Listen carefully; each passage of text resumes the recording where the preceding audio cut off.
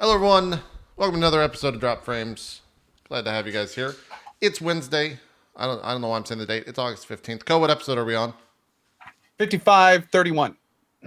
Okay, it's one of the back in time episodes, I believe. But that's fine because 24 hours feel like time travel. So, I bet. yeah, I 27-hour stream, slept for 14 hours, and it's Wednesday. So, I don't know what happened to Tuesday. It just evaporated in the middle of the air. We'll talk about WoW for a short time, I guess, in a bit. But there's a bunch of other games out. Co's played a couple. Zeke's played a couple. We'll figure all that stuff out.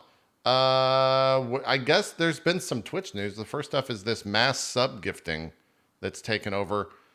It's kind of like Twitch Prime Lite-esque effects on Twitch. I feel everyone's sub numbers seem to have risen because of this thing. People are just dropping a shit ton of subs on so many different channels, both small and large. I see it working for almost every channel size out there. So I'll get your thoughts on it. What do you guys think about it? How do you... I'm sure you're all about it, but it's kind of it's an interesting thing. Do you want to hear what's really going on? What's that? So these sub gift bombs are awesome. And it's great because especially streamers that haven't met milestones are now getting to those milestones quicker, which is great. But here's the kind of funny part about it. If you think of the percentage of a gift bomb and like how much Twix takes of it, it's more than bits.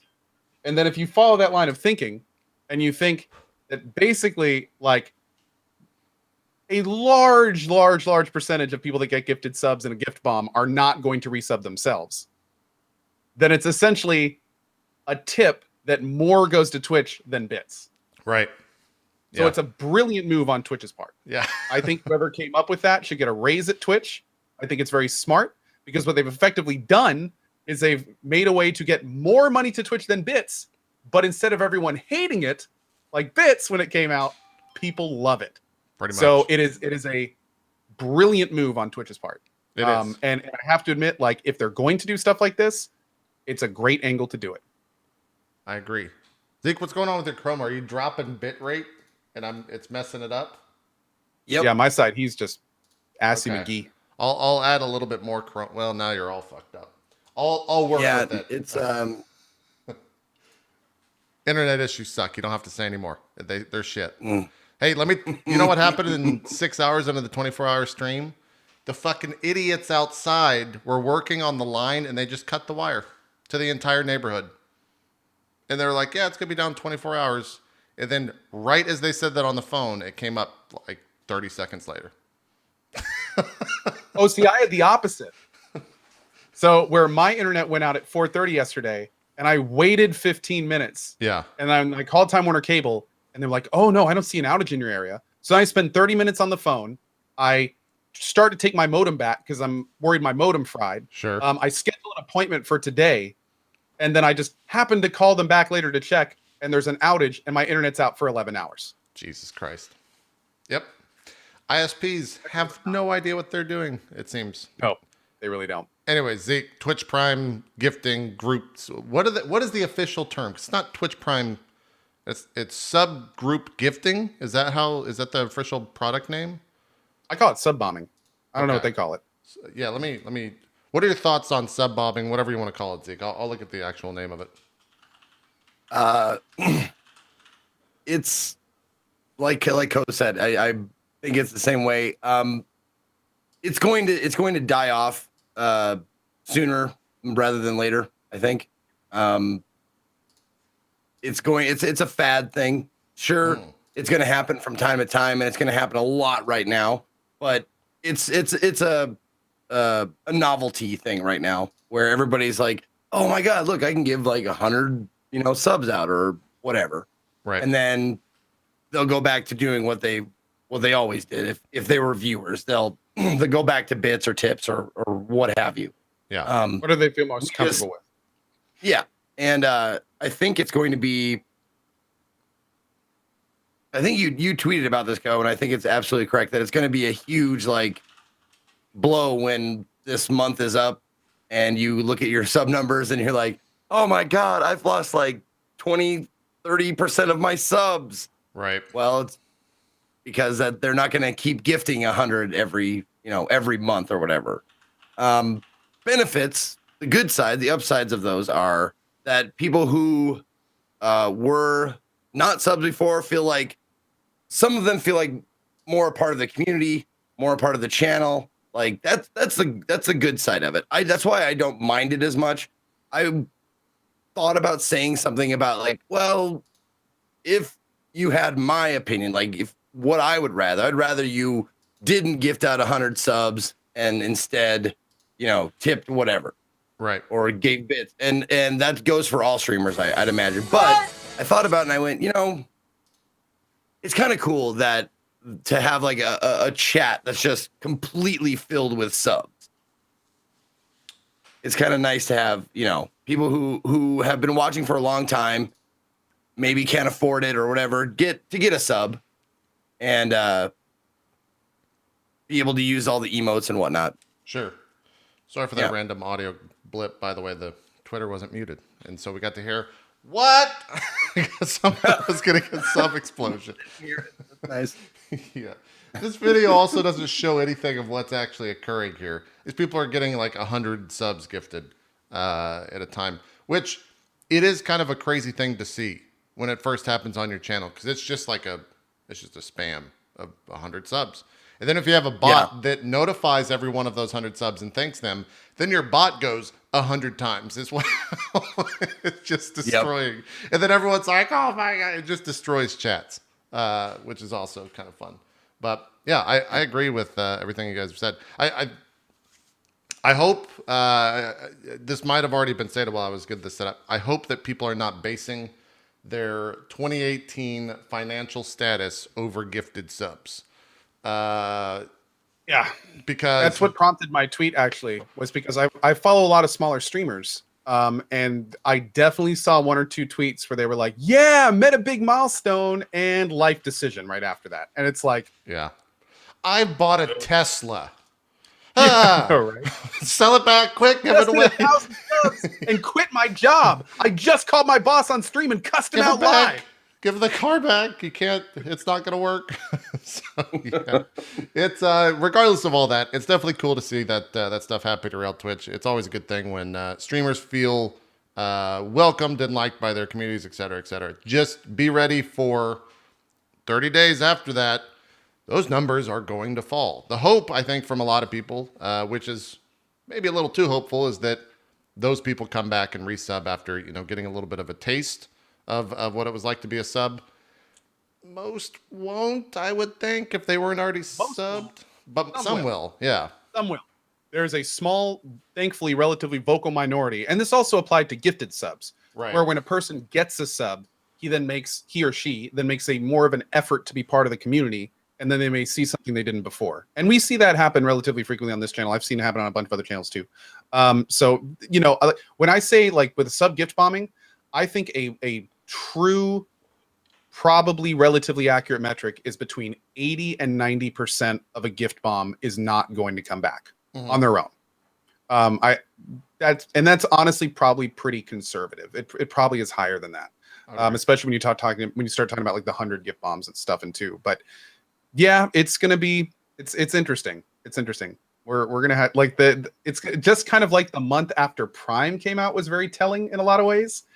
The next month for this is going to be very telling as well. It's going to be interesting to see what Twitter looks like, especially from people making comments on it. But we'll have to see. Yeah. I'm trying to find... God damn it. Read Skype real quick. Okay, secret message time.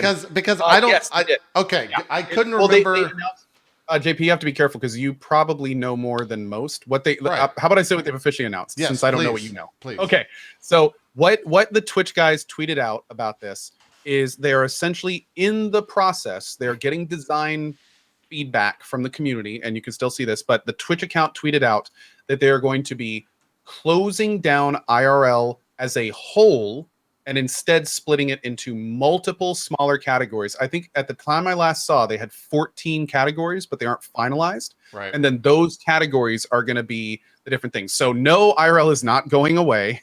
But what is going to happen is all the smaller IRL streamers are going to be much, much, much further down the list. That's essentially what this is doing. Also, it's going to be very unfortunate for creative streamers that used to utilize IRL because they're not going to be in their creative categories, which are then going to go down the list. Yeah. So they're essentially fracturing it, I think, in an effort to not have it be the forefront of Twitch.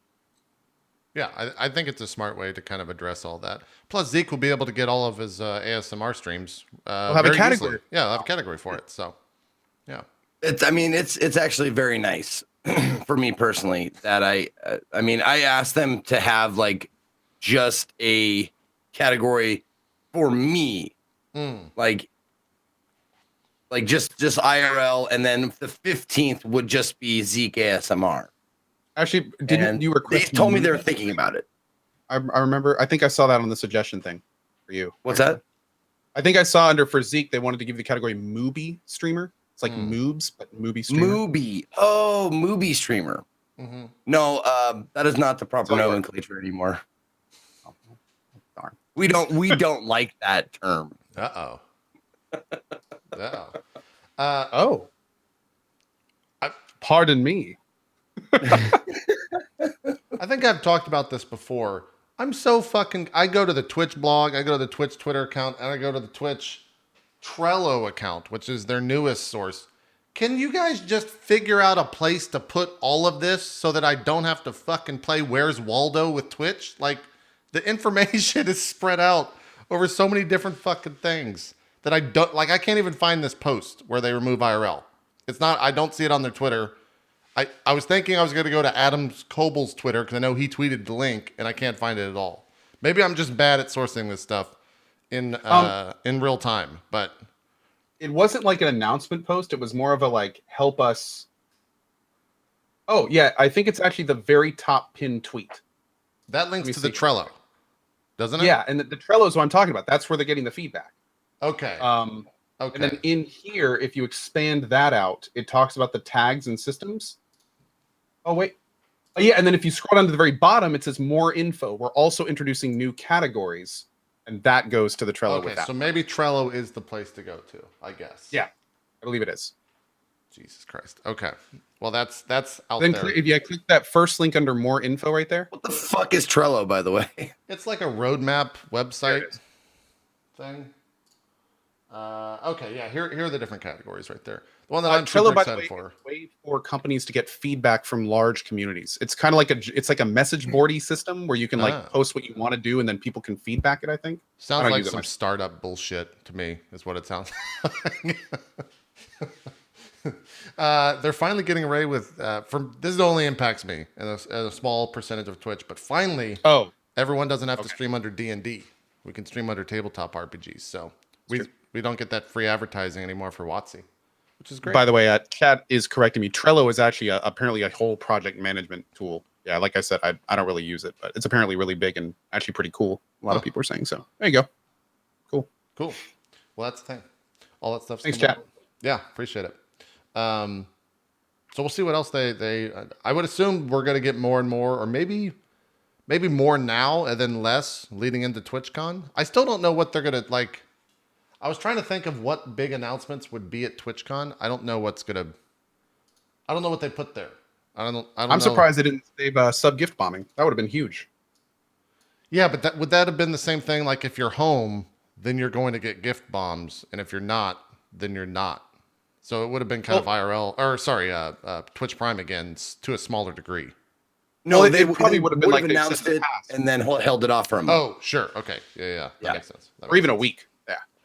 Yeah, that makes sense. I'm gonna say big announcements at TwitchCon.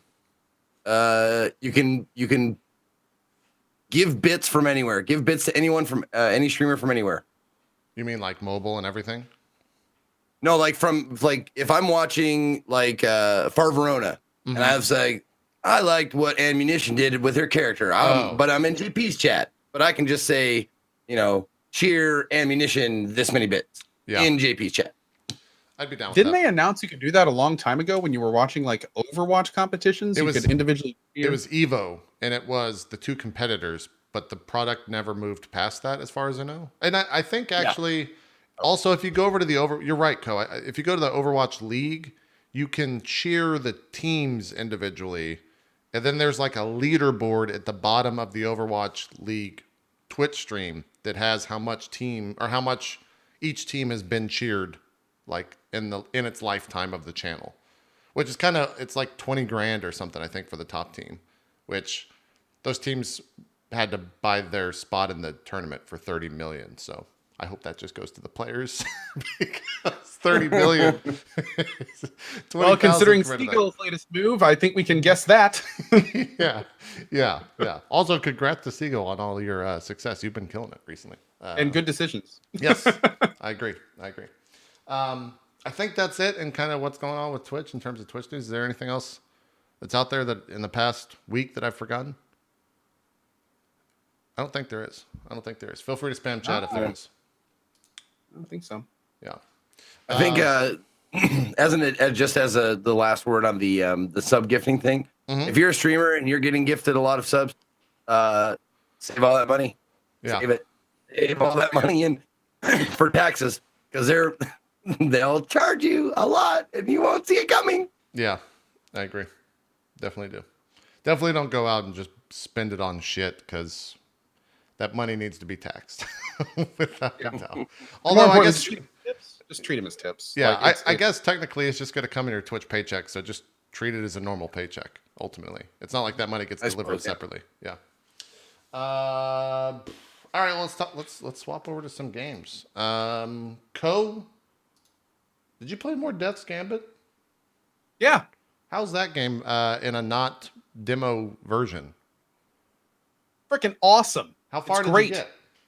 I tried to play it a little bit and then stuff happened. And then I came back and played it a little bit more. And it was really good. Like, in fact, the only reason I stopped playing it yesterday was because my internet went out. But it's really good, man. I've enjoyed pretty much everything I've done so far. I've done like 4 or 5 bosses. Here's actually one of the cooler bosses I fought. It's like a 2-stage fight. And it's, there's a bunch of new classes, bunch of new items, a lot of lore. Like a lot of people are voice acted that weren't before. The world is huge. It's very Dark Soulsy, and where you can kind of go where you want, when you want. You're not restricted to like an A to Z path in any way. It looks like a lot of different ways to play. I'm playing like the Bloodborne character. This character specifically has a perk that makes it so when he takes damage, if he does damage, he gets a portion of that back, which is really cool. And by the way, this is the first part of that fight, which is pretty badass. Okay. But yeah, I mean, it's been a lot of fun so far. I'm really looking forward to getting back to it. The streamer Peeve actually beat the game in 1 sitting and said it took 18 hours and that he didn't do everything. Also, all bosses can be done multiple times on heroic mode. So it's a pretty big game. And it's been pretty fun so far. Do you have to, this heroic mode, is that unlocked at the start, or do you have to beat the game? Is it like a new game plus? Oh, you have to beat the boss, and then you can go back and like talk to the spirit of the boss to challenge it in heroic mode. Yeah, okay. And what's really cool is actually some bosses, when they leave that kind of effigy that you can then talk to do heroic mode, a lot of times you can then learn some of the skills that you fought against the boss. So like you can spend some of your souls, they call them shards. Like the first boss has this kind of lightning attack that's really cool looking. And when you talk to the thing, you can actually learn his lightning attack as a spell, which is pretty cool. Is the guy you're fighting now, is he inside the Iron Golem controlling it? Oh, no, that's just... No, the Golem is actually like, this is a big part of the lore that I haven't learned yet. And I don't want to get too much into it and spoil it, but these kind of large decaying corpses of these behemoths have something to do in the game world because they're like looking for specific ones for some purpose. But again, I don't want to spoil it too much. But she actually beat you to this one and did something to it to make it fight you. We don't know yet. Wow. She's kind of up on the shoulder. She's not actually in it. She's kind of like hanging out by its head. If you zoom out, you can see her. So, and then she drops down when you knock him down. Okay. All right. Cool. How many? Like, what's the weapon variety? Like, do you get a pretty large? Okay. I think there's like there's like 9 or 10 different weapon types. Each have their own individual combos and skills. If you look in the bottom left of my window down there, those are just 2 skills for the axe. And then every weapon has its own additional skills on top of that. They also all have their own unique animations, lengths, and combos. And there's a lot of items and things that do specific actions at like the end of a weapon combo. So, yeah, a lot of variety. Pretty cool, for sure. I If it's only 18 hours, I might actually check this out. A lot of people called Salt and Sanctuary 2D Dark Souls. Mm-hmm. I feel like this is the actual 2D Dark Souls. Like there's a lot of, in fact, a little bit spoilery, so cover your ears for about 30 seconds if you don't want to miss some humor. But near the beginning of the game, an NPC is basically like, I need you to go to the old realm and ring 2 bells, which will then open it. Nah, I'm just kidding with you. I just need you to go to this place and do this thing. And I was like, yeah, that's good. I was asking like what the boss, because this reminds me of like the Iron Golem from Dark Souls in Sin's Fortress or whatever. So I'm glad they're actually like adding stuff to it. There are many little references you can tell. There's a lot of similarities. It's some things have been enhanced upon, which is kind of fun. Like in this game, you have these things called Phoenix feathers instead of an Estus flask, and you can get items to give you more Phoenix feather stuff. But what's really cool is you collect different Phoenix feathers. So you get one that heals well, one that heals super well that's slower, one that's super quick that doesn't heal a lot, one that heals you only a little bit but gives you a damage shield for X seconds. So you can kind of like tailor your character a little bit more to the skills and weapon types you're using, which is pretty fun. Okay. You're selling me on this. Trying to see what else what would be a deal breaker for me, but does it have keyboard and mouse support, or is it controller only? Yes. Okay. I use a controller though, and it plays really well with a controller. So okay. I can't comment too much on the keyboard and mouse. I know you can use keyboard and mouse, but I use controller pretty much the whole time. That's good. I was just you were using like an Xbox controller, I assume. Mm-hmm. Okay. I use a Razer Wildcat. Hashtag sponsored. That's right. I forgot. You used Wolverine that. Ultimate. Excuse me. Yeah. I see. Zeke, are you gonna? Do you already check this out on Indie Sunday or anything? Are you thinking a full playthrough? No, I haven't. I've not checked this out yet, but it's definitely on the list of things that I probably would have played already if I see. my internet worked. If I could get a steady stream from yeah. So that's yeah. I would have played it. It would have been. It would be nice. Okay. Absolutely. But yeah. What are you gonna do? Like I checked all my hardware and it's not my end, so I gotta ask them like. Hey, fix this, assholes. Fucking, come on. Oh God, I'm so. There's only one hit left. I don't remember if I beat him. What is? Oh, that's an ability. Okay. Well, we got to see if you win. Did you die? I think. No, I think I just killed one, right?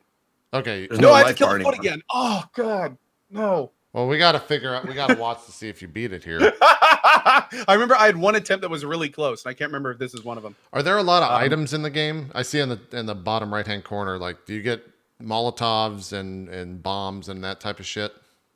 Not only are there seemingly a lot of items, but there's stores where you can buy and sell items, and every single item has a description. Like it has the usage description and then the lore portion. So it's like all one paragraph. But so far, pretty much every item I found has had lore in it, which is awesome. Okay. Yeah, that was the one. Awesome. Yeah, you did it. Yay. How many attempts did this take? This particular guy took, I think, probably 8 to 10. Okay. I'm gonna skip this. See if we can just. The thing is like I don't know if you were seeing the damage, but like the first 4 or 5 attempts were just learning the patterns, because that guy's big sword, when it comes down, that's 2/3 of your life. If you get kicked, that's like 3/4 of your life. So it's like it hurts when you get hit by that stuff, especially like if you see at the beginning of the fight. What I was trying to do the first few attempts was actually a different boss. What I was trying to do in the first few, and this is actually a different boss. Everything this I'm boss clicking is boss or phases. story. Is there like Is there between bosses? Is this a boss rush game? Okay. Yeah, there's a lot of in between bosses. There's lots of secret areas, lots of little hidden things to find. Here we go. Oh, this part was so annoying. Okay. Yeah. Oh God, this guy was so annoying. Jesus. There were definitely, I said multiple times during the game, just because of how difficult it was, I hate this game. Like there were multiple periods throughout the game when I was just like, this is dumb. This is too like see, that one trap hit me, right? Like I'm basically like a vitality build, and one trap will hit me for 1/4 of my life. And in some cases, they'll put like 3 traps right next to each other. Huh. And sometimes a trap will bump you into another trap. I mean, there's some brutal parts about this game. What was that game? Was it Volkar the Viking? Does that look similar to this? Do you remember that game? It was like a... Yeah. Oh, yeah. Okay. I'm Which getting one? some... Volkar the Viking. I'm getting some strong graphical... Oh, from way back. Yeah, similarities a little bit. Yeah. A little bit. This looks a little bit cleaner. Oh, Volgar, not there's no K. Volgar, the Viking. Okay. Also, if you see that golden chest down there, golden chests you have to get to without using a single healing item from the last shrine, which makes them very difficult. That's fucked up. Okay. Yeah. All right. I was sitting here looking at this part, like, what the hell do they want me to do? Like, how do I not take damage? Can you can not see land? 2 traps, and that's 2/3 of my life gone. It's rude, man. It's rude. And then, of course, it drops you in an arena with this guy who does all sorts of giant smashes that hit you for about half your health every time. And then you beat him. And finally, when you beat him, the walls go down, and then you have to deal with 2 mages that can kill you from off the screen if you're not careful enough. Jeez. Okay. Okay. So, yeah. Seems like seems like a motherfucker. But it seems very much what you want from these type of games, without a doubt. Oh, for sure. It's great. It's a lot of fun. I might check that out in the future. Seems fun. Seems fun. That's Is that that's like Gambit. were you using like buffs? Like I saw like it said minus Healing. 30% something or other. Yeah, I have a particular. If you see like the green feather in my equip there, Yeah. the particular feather I have right now is it's slightly slower casting, but it heals for a little bit more, and it gives me a 30% damage for 4 seconds reduction. Oh, okay. Okay. So here's the horn that drops the ladder. It opens up the next boss, and that up that ladder is actually that Phoenix boss that you saw earlier. So Okay. Well, cool. Is this out? I think we talked about this when you did the demo, but is this out on consoles? I know it's PC. Is it out on like PS4 and Xbox and all that stuff? I'm not sure. Now that you mention it, I do not know. It came out yesterday though, so it may be. I think it's probably out on PS4. I don't know about Xbox though.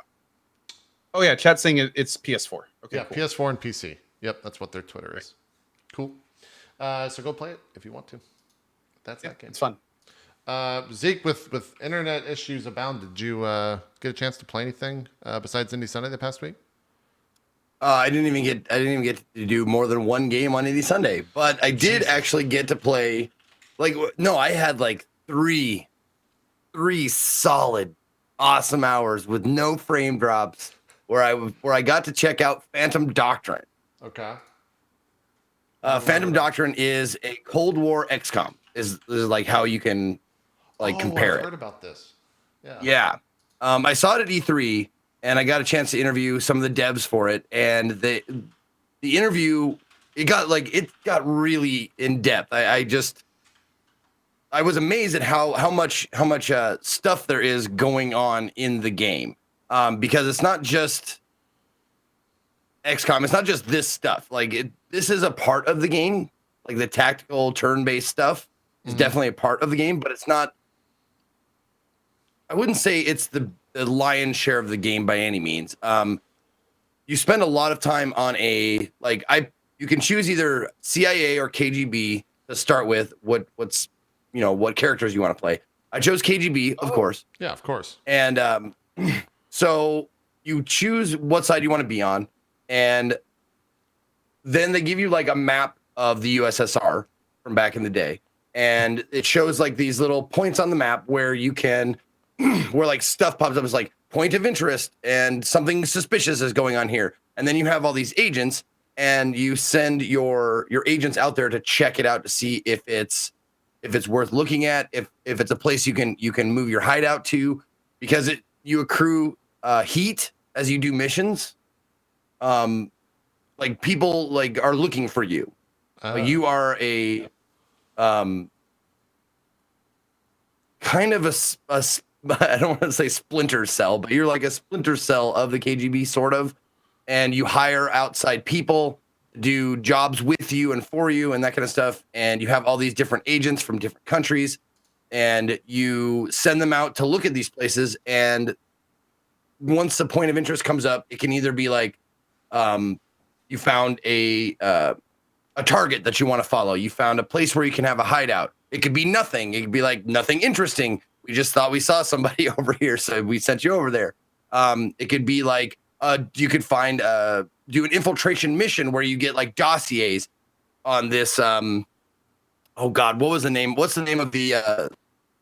I forgot the name of the. It's kind of like Hydra. It's Oh, okay. it's a group. What the fuck was the name of the group? Somebody help me. But you're looking for. Oh, am I roboting? Yeah, You're probably. Fine. It's fine. It's cool. Okay. Yeah, we'll let you know if it's too bad. Don't worry about it. Spectres? Is that it? There's MK Ultra, the Beholder Initiative. There you go, the Beholder Initiative. Okay.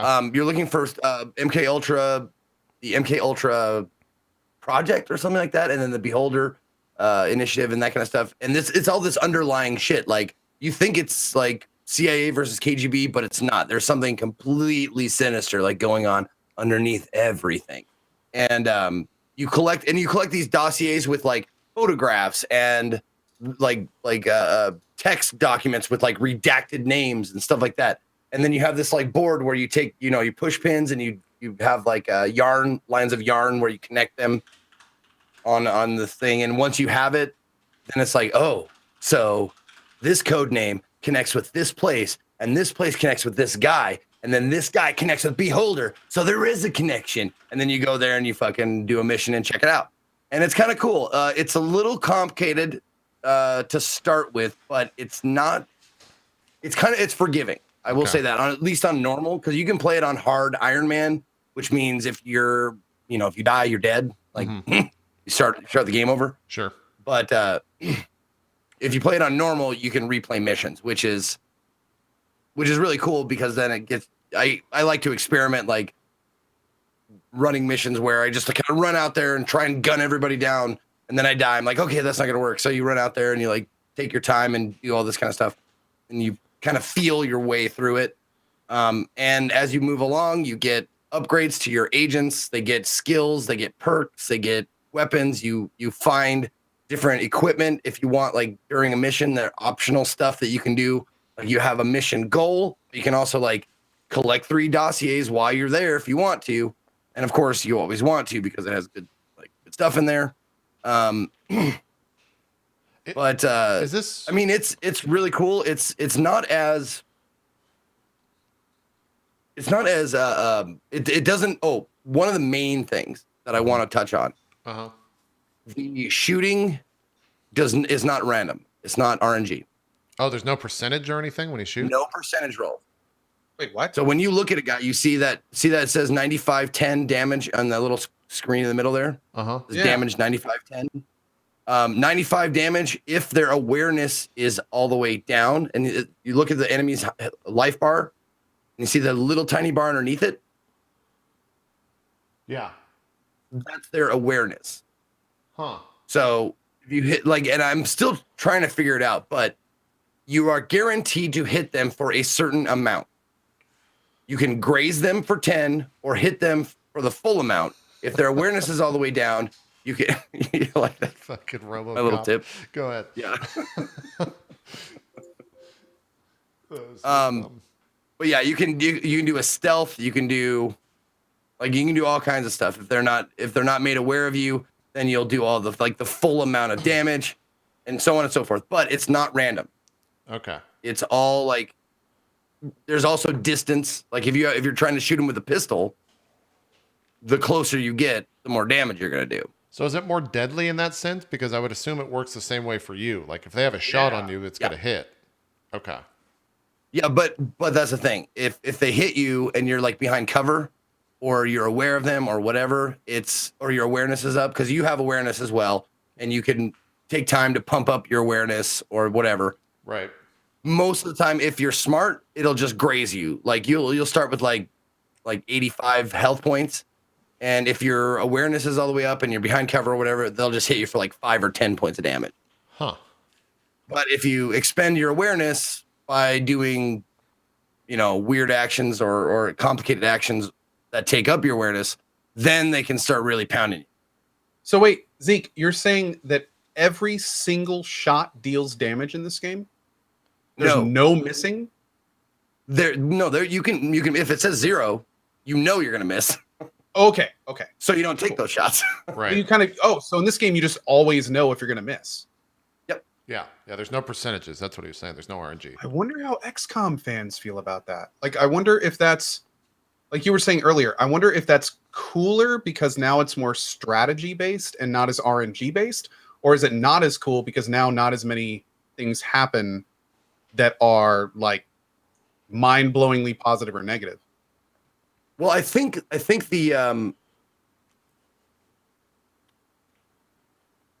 the gamble comes in before you take the shot. It's like, I know this pistol. I will need to get close with the pistol. The guy will have to have his awareness down and not be behind cover or whatever like that.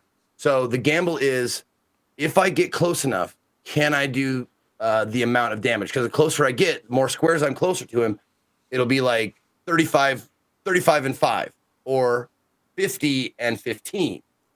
Like the closer you get, depending on, and the two numbers, it's like you'll do this much damage or this much damage depending on his awareness, cover, yada yada yada.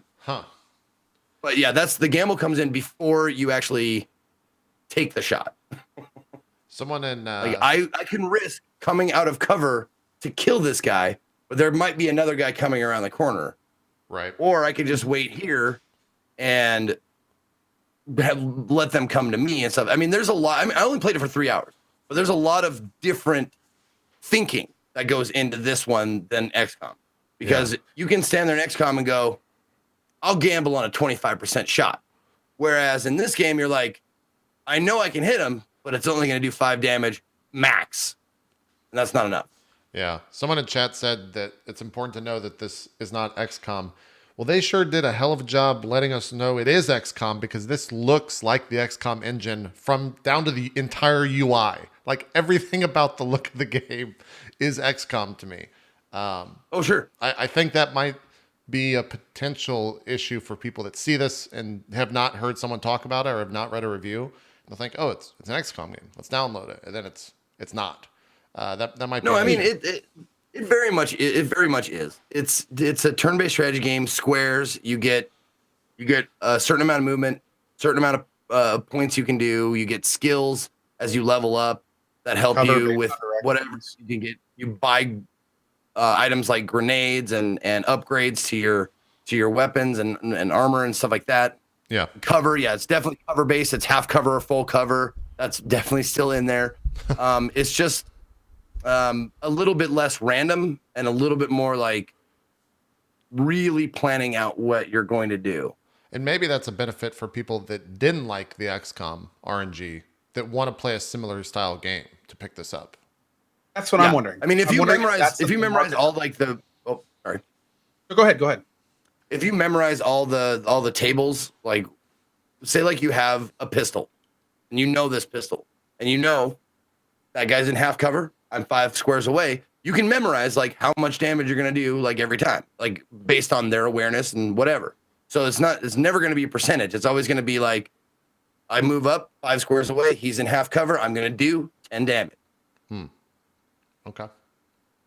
How much is it? Is it out yet? Is this a early access? What is? No, it's fully released now. It's fully released. How much is it? I believe it's $14.99. I want to say I got it right here. Okay. Wow, 14? That seems like a good price. Deal. Yeah. I was thinking like 30 or something. Oh, wait a minute. Oh, I was thinking of a different game. I'm sorry, my bad. Sorry. I was thinking of a different game. It's $35.99. Okay. All right. Yeah, I'm sorry. That is totally $35.99 my fault. Most of it. Yeah. Yeah. That seems. I'm sorry. I was into the. I got this game for free, by the way. Gotcha. Okay. Yep. Yeah, 35 is still not bad. Is that on sale? Wondering. Is that on sale or something? Is it? Yeah, like... that's on sale. Okay. Yep, So it's on sale, $35.99. I think it's at normally 40. 40. Yeah. Hold on. So That makes more sense. let me just not lie. tell me something, Zeke. When you picked your side at the beginning, Yeah, normally 40. does that mean there's 2 distinct different full campaigns in the game? I don't know. Oh, that's true. I have no idea. You would That would open up but a lot of stuff for DLC. They could just add new campaigns down the road. But it's That's a a lot really more cool fun. idea. It's a lot more fun playing the KGB because they got like, I mean, real there's Russian 3 voice actor. Like it's in Russian. Yeah. They speak Russian, and it's really cool to hear, like, watch the subtitles and not hear like someone who speaks English do a shitty Russian accent like I do. Yeah. Chat's saying there's 3 campaigns in the game. One of them 3 different, I guess, 3 full campaigns, then extended campaign after you complete at least 1. So, yeah, seems like there's a lot of content in the game. So $40 might be the right price for that if you're into a XCOM light style game. You give it a thumbs up, Zeke? You enjoyed the 3 hours you played? I did. I don't know if it's worth 30, 35 or $40. Yeah. I don't know yet. But that's the thing. I don't know yet. I've only played 4 hours, so Yeah. take it or leave it. That's true. But I can't say that it's worth that much yet. But Okay. who knows? Like maybe if I get, my internet angels come on and sprinkle their angel dust all over. Well, not angel. Not angel. But, no, yeah. That's probably why it's down. Is the And the meth heads of fucking Montana are just all over those internet lines. Get the angel dust. No, that's what the guy said. The guy said that that squirrels were chewing on my lines, and so they replaced my lines. That's Montana. And for I just imagine like, oh, it wasn't squirrels. It was meth heads. trying to get that angel dust, man. Jesus. They're like, I need power. Fucking hell. All right. That game was called The Phantom Doctrine. It's on PC. Do you know if it's on any other platforms apart from that? I don't. Okay. All right. I do not. Google it. Figure it out. Let's go to a game I think we all touched on. We even played it last week. We won't spend too much time on it because we kind of already talked about it last week as well. But Monster Hunter World came out for the PC. I ended up playing this game way more than I thought I was going to. I put 37 hours into it so far. I started playing Friday. So I take Fridays off. That's my day off each week. I started at 11:30 a.m. I didn't put the game down till 2 a.m. that night. I just sat here and watched Lost on one monitor and played Monster Hunter World on another and just fucking didn't expect to be that grind. Like, yeah. I've almost beat the game. I've almost seen the final boss again. And yeah. It's a fucking addicting game, man. If you've never played Monster Hunter and you enjoy like grindy games with really amazing combat with no story really for the most part, and you haven't picked this up on the PC, please do. I cannot recommend it more. I think that I don't know the final numbers. I want to say there was on launch day there was 230 or 240,000 people on Steam. I think that doubled over the weekend. I think that they had like 500,000 concurrent people playing this on Steam, which is wild. I'm sure chat will clarify that in just a second. But yeah, it's Monster Hunter and it's finally on the PC, which I think it should have been on this platform ages ago. I don't know why they never did. But it was a lot of fun. Zeke, I'm curious, me and Co played the console version. This was your first entry into it. And we haven't really talked since last week, since you played it. So what are your actual thoughts on Monster Hunter World? Because you were kind of iffy about it last week, I think. Well, yeah, I can understand how it would grab me. I can understand how it could be addictive. But I already have a mistress, and she treats me right. Okay. So look, I get that, man. and she keeps on a giving. She keeps on a giving, and she already has her hooks in me. But the things I will say that like immediately off the bat is it felt the combat didn't feel right for me, and it's probably because I was using the wrong weapon. I'm sure I have to use the right weapon in order for the combat to feel better. But it felt a little weird. Like during the time that I was playing with you guys, and I brought that hammer, and I was doing that. Like I figured out how to do the slide and that thing. That started to feel a lot better after that. So I can definitely see how combat can get more satisfying and better as you move along, as you find the weapon that is your weapon. Mm-hmm. But starting off with that morph blade or whatever with the shield sword thing, that turns into an axe, turned you off, was not the best choice because it's just overly complicated to start with. It's not a bad weapon. It's just I would recommend that if you start playing Monster Hunter, start with something really simple, just to get the world out. Like, so you don't have to think about battle. You don't have to think about combat. Like, the hammer is easy. You don't have to think about combat. Once you get a handle on the world and how it works and how the hunts work and stuff like that, and how you're gonna fucking miss Every fucking time. attacks all the fucking time. Yep. If you get a handle on that, then I would suggest maybe a more complicated weapon. Yeah, I would agree with that. But yeah, the targeting system was kind of voodoo, and you stop using it after a while. And it's just like a lot of third-person games, like third-person action games. The camera is a lot of times you're like your fucking worst enemy. It just doesn't cooperate, doesn't keep its eye on what you want it to, and like it's you have to judge it around during battles and stuff. Whatever, but I can definitely see the grind of it, and I can see how it can get very much addictive. I mean, look at this. This looks fucking awesome. You're fighting a goddamn furry T-Rex. It's fucking beautiful. Yeah, and the monster design is probably some of the best monster design of any game I've ever seen.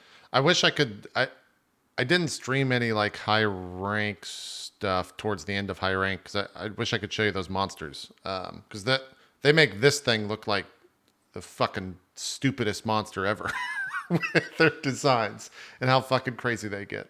You ended up, I think, in one of the missions we had a Diablo spawn on us, the guy with the giant fucking horns. That's kind of Diablo or whatever. Yeah, that's kind of the start of I think when monsters start looking real cool. And the elder dragons in the game look really cool. There's definitely some fun stuff in there to see. I think I should also maybe rescind my statement about it being an amazing game because there were, I don't know if they've been fixed yet.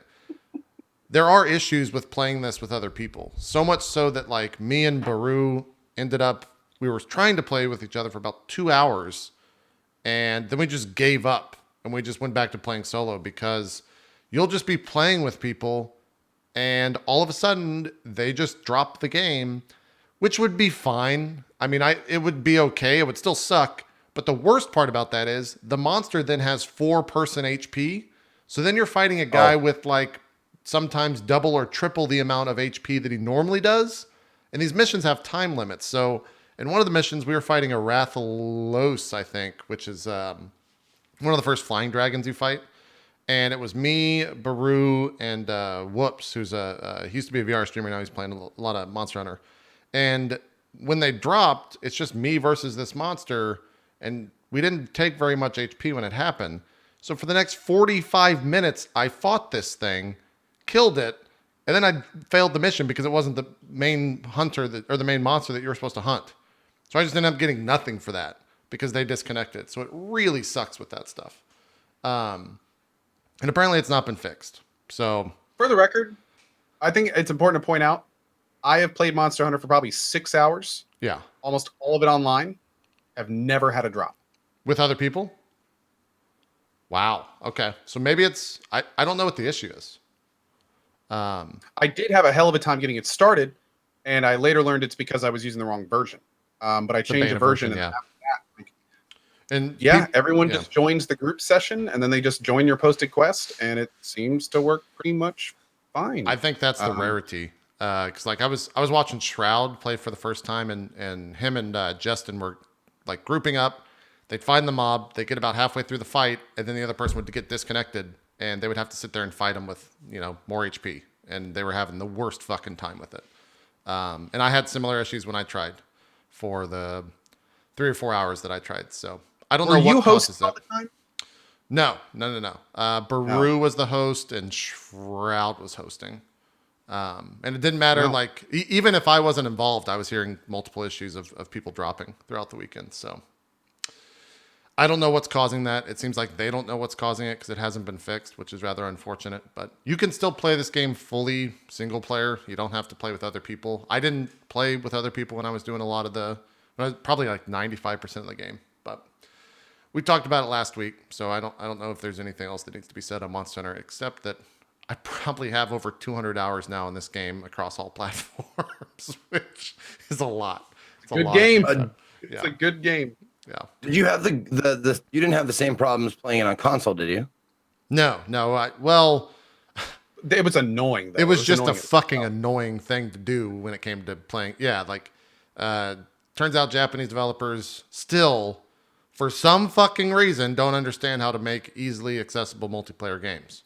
I don't know what the reason is for that, or how it's taken this long for them to catch on yet. But yeah, that's Monster Hunter World. We don't need to spend too much time on it. It's still a good game. It's still a good game. Yeah, the other thing that's kind of messed up about Monster Hunter is they made it sound like they were really going to include the Steam groups as like the social way to do it on PC. Is it not? No, it doesn't do anything. Like that's the thing. Like we completely bypass the Steam groups and just use session ID, and that works perfectly. Like basically, you do it like you're still playing it on the PS4. You just completely ignore the Steam group stuff. Oh, that's why it worked great for me. Like we never touched that. And in fact, what's funny is if you go to my list of my 16 player list, usually like less than half the people were actually part of my Steam group. And many times I wouldn't even play with anyone from my Steam group and it would work fine. So I don't even know what the point of the Steam groups are. The only thing it seemed to do is change your primary group on the right-hand side, but you still had to be friends with the person.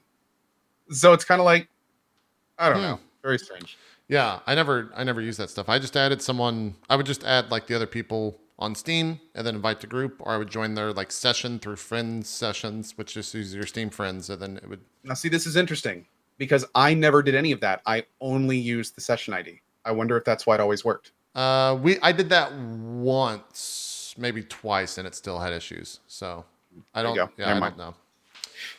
I don't know. I wish I could figure it out. I wish I could tell people how to make it work, but alas, I cannot. How's We Happy Few? I've heard a bunch of different things about this game. I think you're gonna say you liked it. I think a lot of other people are saying they're not having the best of time. So I'm curious if you know both sides of that, and also just how the game is after coming out of early access. Absolutely. Let's talk about We Happy Few. Okay. We Happy Few is a game that has been in early access for a long time. About halfway through the development, they basically completely changed what the game was going to be. This game was going to start as a procedurally generated game with a gameplay loop of about an hour to 2 hours, with the design of playing that loop 20 plus times to get through all the content. It is now a single adventure game with 3 different characters that you play through in serial, and it is now become a kind of hybrid between the 2 versions. It's kind of weird. So let's start with the bad. Okay. All right. We Happy Few is not a finished game. Really? It's not done. It's got a ton of bugs. It has quest issues. It released with major quest issues. The console ports are apparently very, very rough. Damn. There are some pretty major issues at times. Some pretty glaring issues at times. Like it's a game that could have been in development for 6 more months and that would have been okay. Like it would have been okay. So that's important to mention at the beginning. Now that's been said, We Happy Few is an awesome game. There are lots of things in this game that are very unique. There's lots of things in this game that are very unique. It's got a BioShock dystopian atmosphere. Kill that person? No, he's just unconscious. Don't worry. It's got a huge skill tree. The world is massive and procedurally generated, so it's different every time you play it through. It's actually different for each character, which was kind of interesting. I didn't expect that. There are some great sneaking elements. There are a huge amount of things to craft. It significantly rewards people for exploring the world with tons of items and things to build. There's side quests everywhere at the first part of the game. Some of the side quests are some of the better side quests I've ever done. In terms of just like how creepy, weird, and crazy it is, particularly like the butcher shop, and also the main story I found to be pretty compelling with a pretty interesting ending that I kind of got hinted at halfway through, but I wasn't expecting. And I'm actually only on the 2nd character now in my 30-hour playthrough. There's 3 characters total, and I gotta say, man, here's a good way to think about this game. This game falls into the category of Diamond in the Rough. It's a Gothic. It's an Elix. It's a game where there are definitely issues with it, but if you play it and you kind of get through the parts that are bad and you focus on the parts that are good, there is some really, really, really good stuff in this game. However, on that same line, there's a lot of bad reviews about this game right now, and I can't really say that the stuff in those bad reviews isn't inaccurate. I can say that I have definitely read more than one review where they got to the bad parts, made the review and then didn't even mention the good parts. And that's really unfortunate. Because it's definitely the kind of thing where if they keep patching this game and cleaning it up, this game could be phenomenal in like a 6-month to year period if they keep up the same development, which, you know, obviously they probably won't. But yeah, I mean, I'm still playing it. I've been really enjoying it. The story's been good. The location's been fun. I really don't have much else to say. Like, it's been a good time. I know most people are really just getting off hating on this game right now. But I'm thoroughly enjoying it. I think this game has a lot to offer. You know, I don't think that I don't think that it's a mistake, and I think it speaks very highly of the game when throughout the entire playthrough, every single time I've streamed this game, I've seen multiple people being like, man, I get super BioShock vibes from this game, or man, this looks like Dishonored in a semi-open world.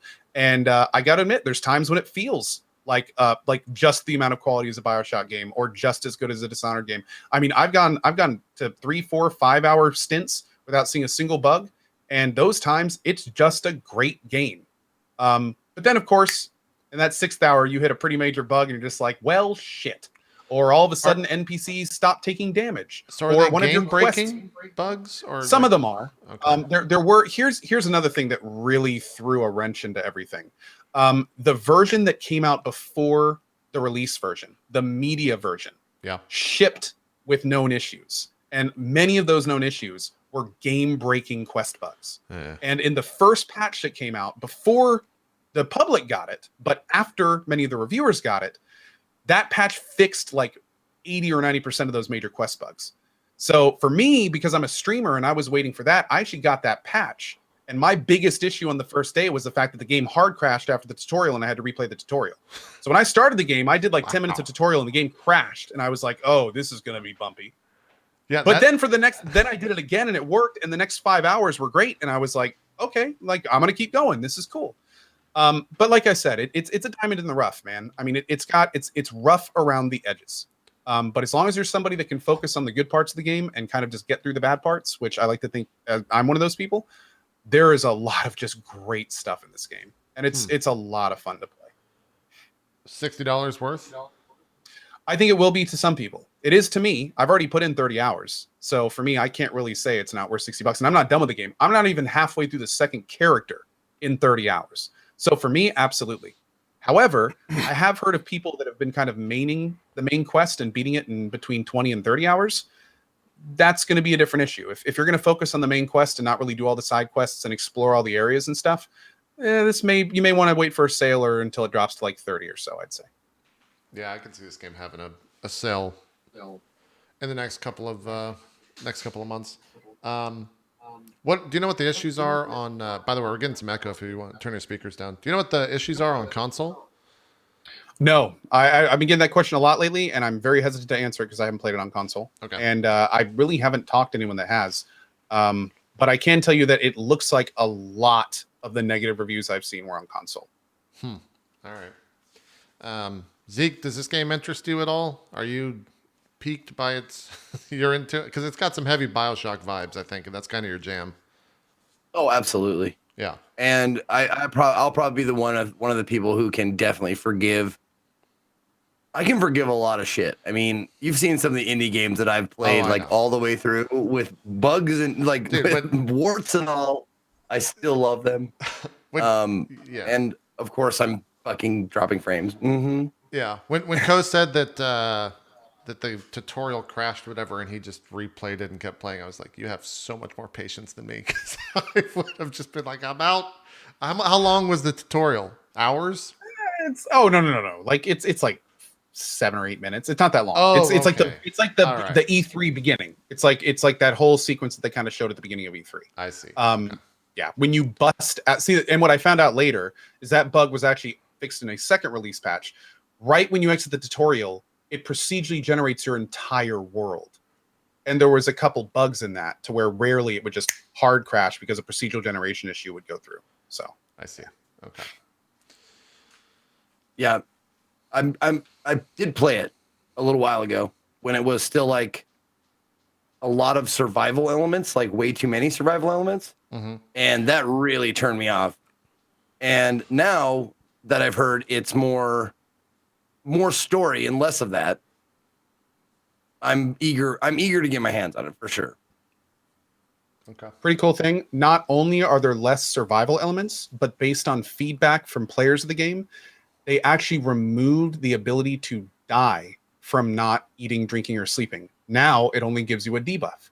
So theoretically, you can just ignore that shit. If you really don't care, or if you're out in the field and you don't want to go back to base to eat or drink or sleep or something, just stay out in the field and deal with the negative until you get back to base. So that was one pretty cool part about it. Does the game run well? The game runs well about 80% of the time.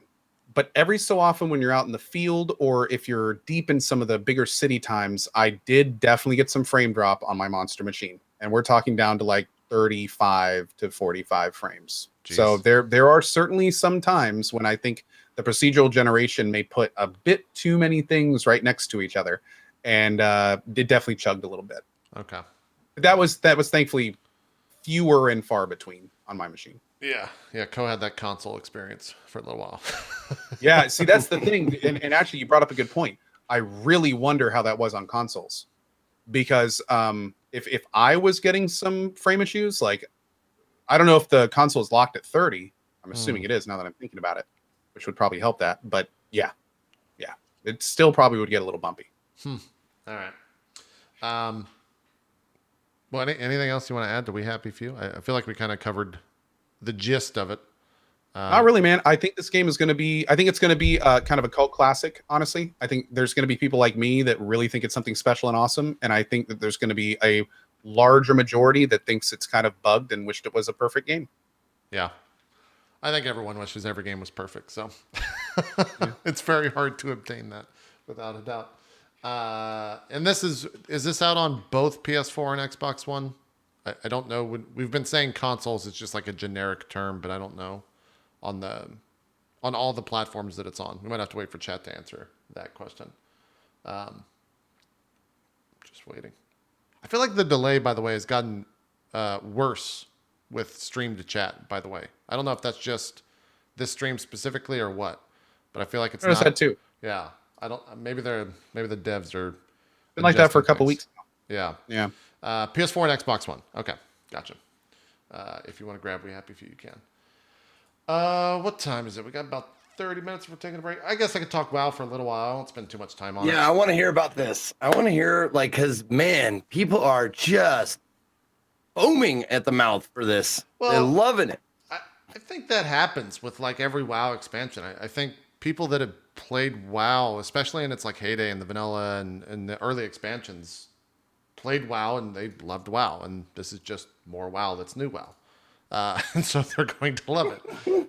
Any WoW is new WoW is good WoW. I mean, can we say WoW anymore? WoW. I think like, and this is always the true test with any MMO, and no MMO really ever passes this. Or if people are playing in a month that are playing as much, like if I'm playing as much as I'm playing right now in a month, then like they've really done an amazing job with this expansion. I think they've done a very good job so far.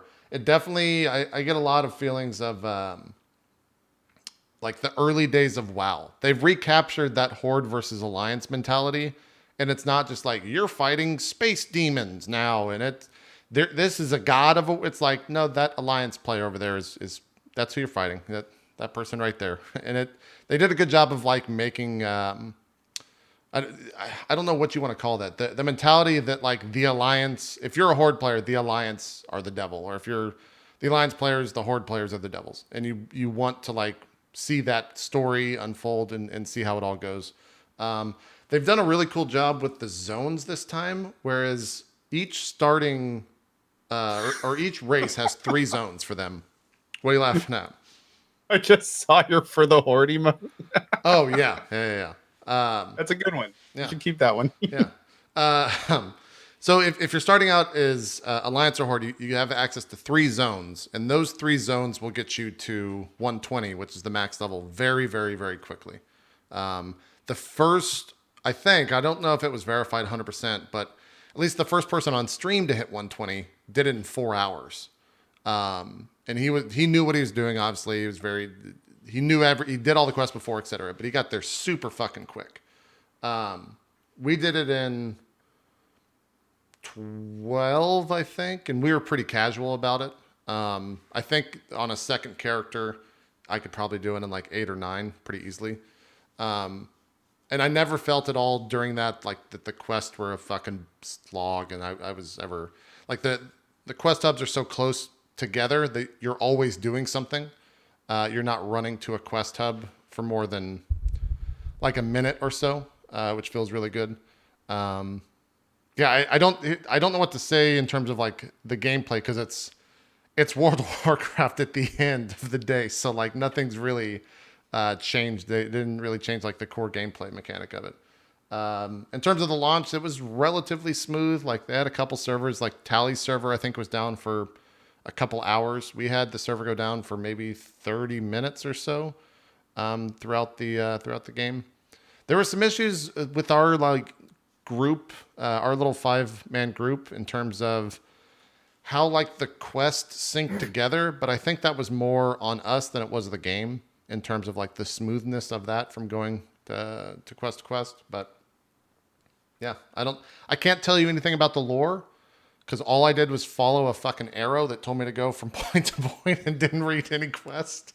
I was just theme park MMOs. yeah, I was on basically autopilot for the 27 hours that I streamed this, especially after about 14 or 50 hours. The game did a worldwide launch. It was the first time they've ever done this, and I think like for an MMO this size, I think it's maybe the first time any MMO has ever done this, where the game launched worldwide at the same exact time, and it went live in the U.S. at 6 p.m. Eastern, which I've never had a 24-hour stream start in the middle of a day. I never want to experience that again. It was fucking brutal. Because I think I was up for 36 hours or 34 hours or something like that straight. And it fucking sucked. It was just, when it got like 9 or 10 a.m. yesterday morning, all of us were just dead. Like we just didn't want to. There was a lot of crying on stream. We were definitely whining about how tired we were for the larger portion of that stream. And I'm also getting. So how many of you were doing 24 hours?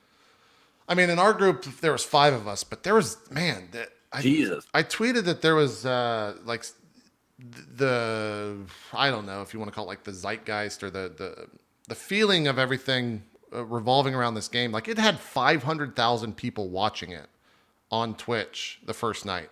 That hasn't happened for a very, very long time for World of Warcraft. A game that I think in kind of the early days of Twitch was like one of the biggest games, if not the biggest.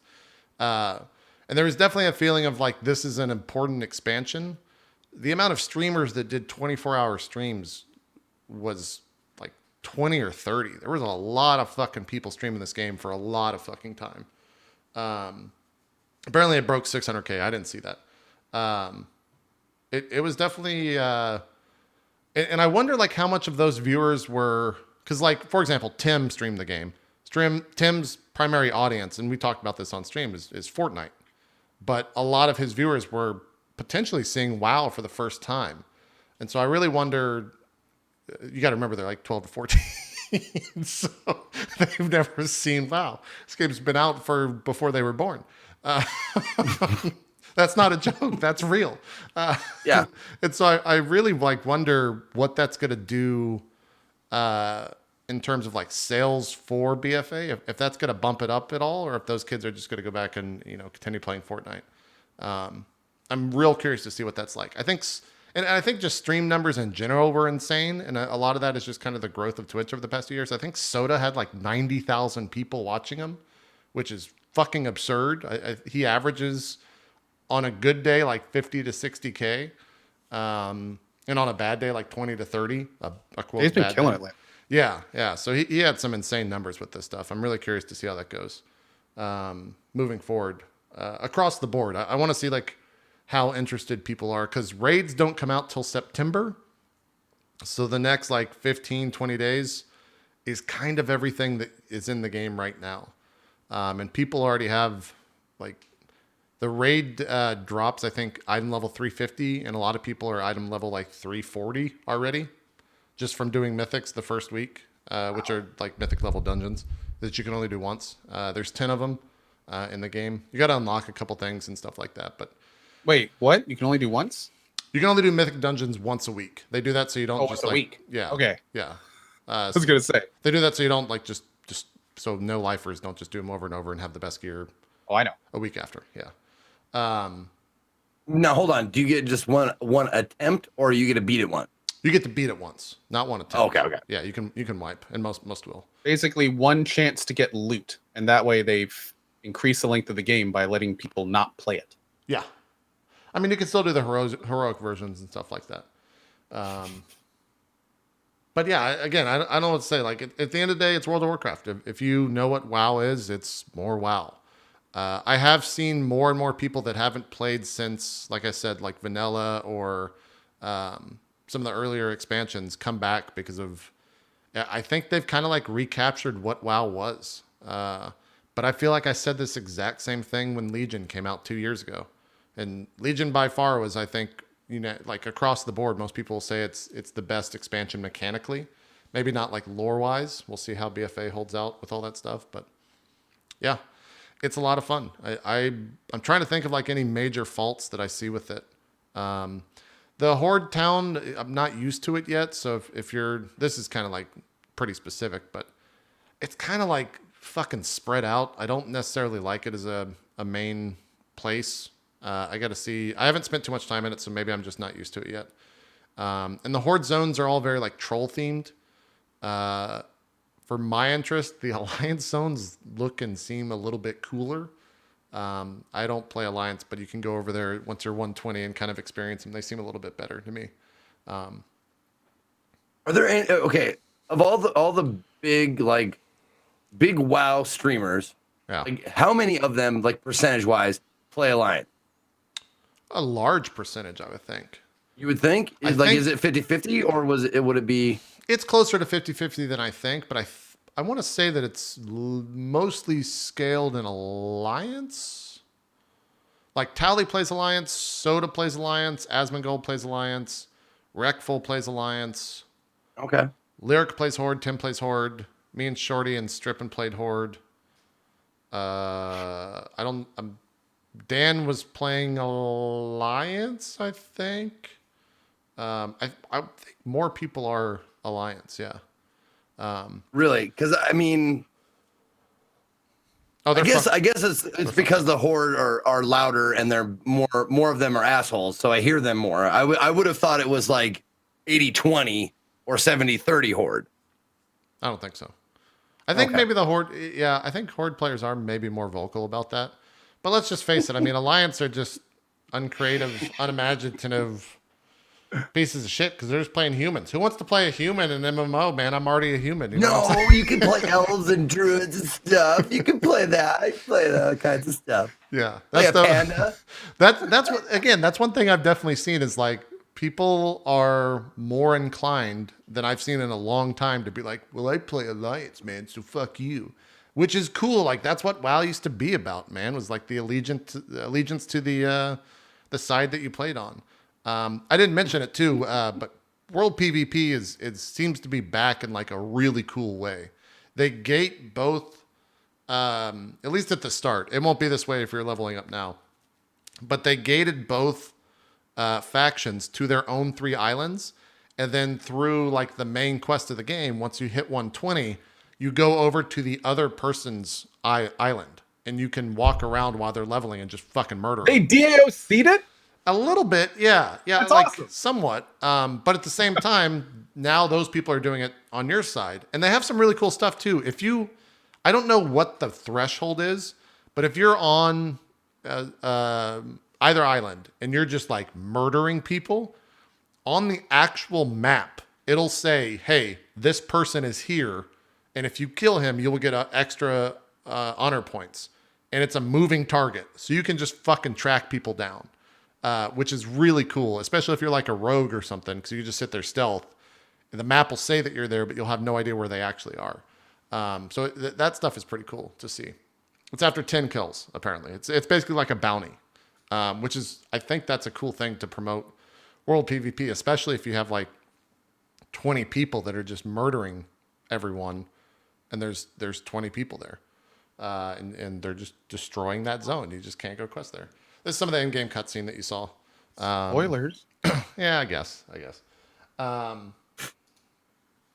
Yeah, the dungeons are really good. I've done. This is actually a dungeon right here. I've done 6 of the 10. Some of we did a dungeon. Ah, fuck, I forget the name.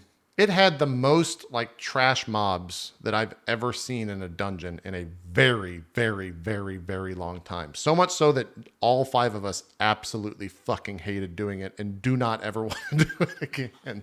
So I really hope that, yeah, the Motherlode is the name of the mine. It's like a goblin themed mine. I really hope that gets somehow fixed. I guess that's just what they wanted for that stuff. It fucking sucks. Like Stratholme level mobs. Maybe more than that. Maybe more mobs than Stratholme. It fucking sucks. Yeah, I don't know. It's wild. I'm having a lot of fun with it. I woke up this morning. I slept for 14 hours, which I haven't done in a long time. That felt fucking great. And I woke up this morning and immediately wanted to play it again. So it's World of Warcraft. Like the MMO Fiend is back. It's been nice going from Monster Hunter to this, and then I guess we could talk about the new POE League got announced. But I think we're going to have the week that comes out, I think we'll have Ziggy on. So maybe we don't talk too much about the new Path of Exile stuff.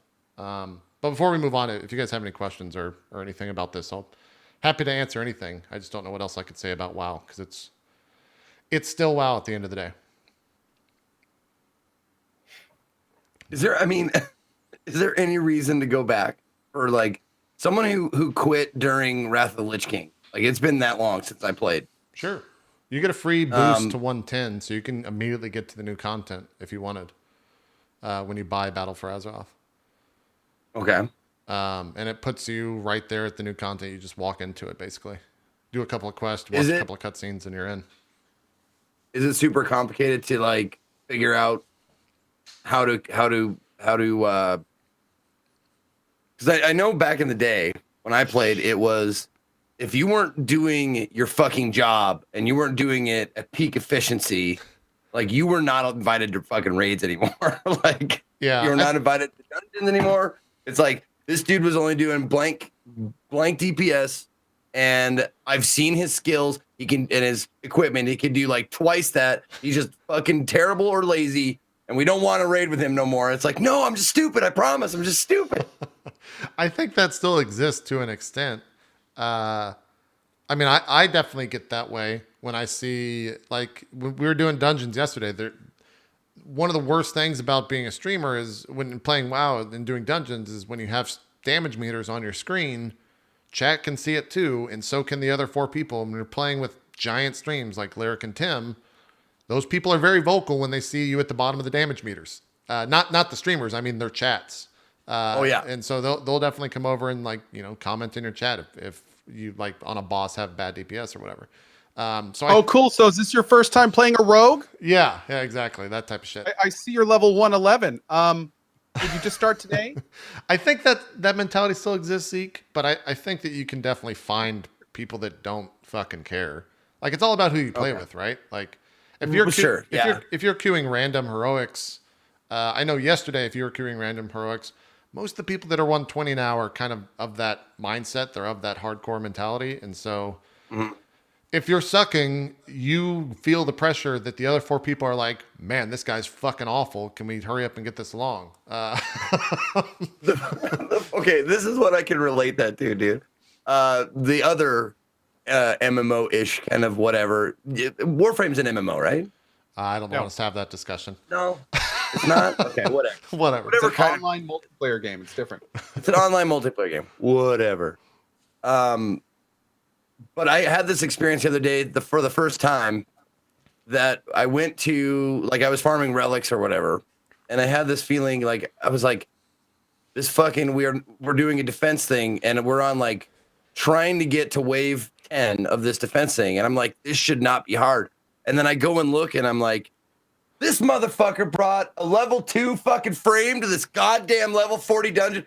What the fuck is going on here? And I'm just like, Yeah. Ooh, I don't want to be that guy. I want to I fucking think so. it's I very. understand I think that's just the this nature like of. part of it, Yeah. but I also remember like doing Final Fantasy 14 Hmm. and getting to max level, and eventually one of the guild mates like basically felt like grabbed me by the wrist and went, come here, I'm gonna show you how to do your character, come here. Yeah. It was like, look at this dummy, now do this, do a 1, a 3, a 3, a 2, a 5, and then a 4, and then a 3, and you're like, okay.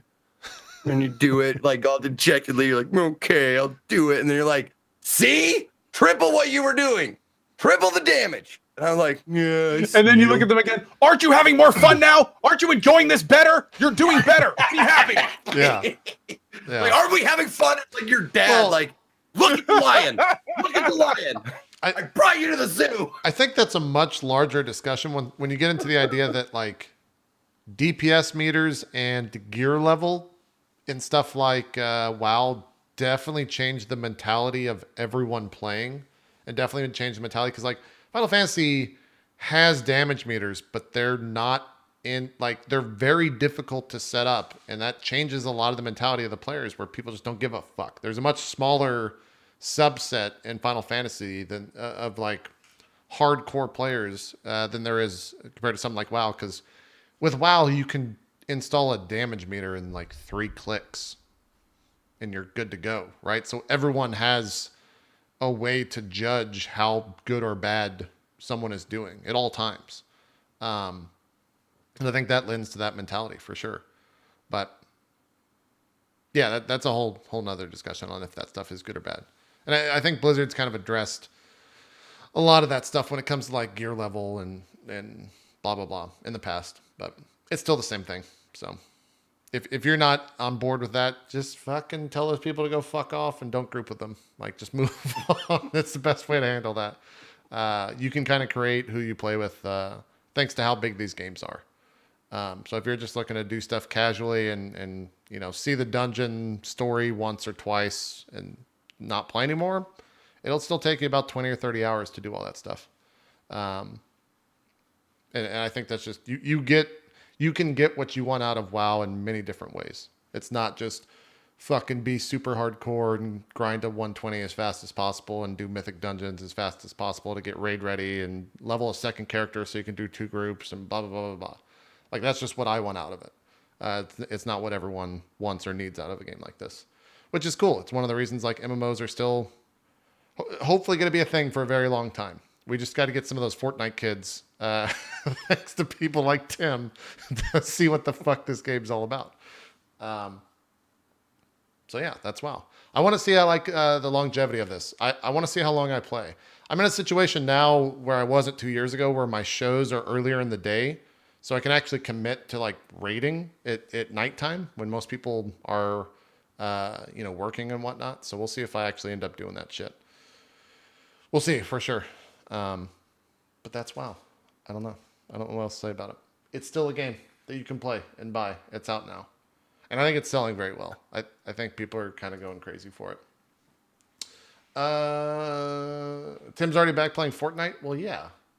If you get 30,000 with a game and then you get 10,000 with a game, you're going to go back and play that 30,000 game after a 24-hour stream. That's just smart.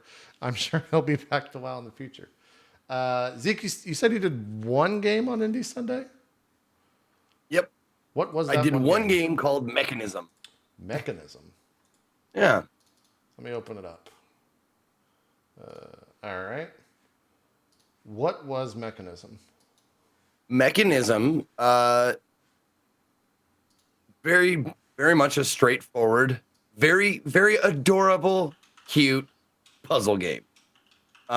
You play this tiny little rusted robot, and the world is being taken over by this black goop called phlegm.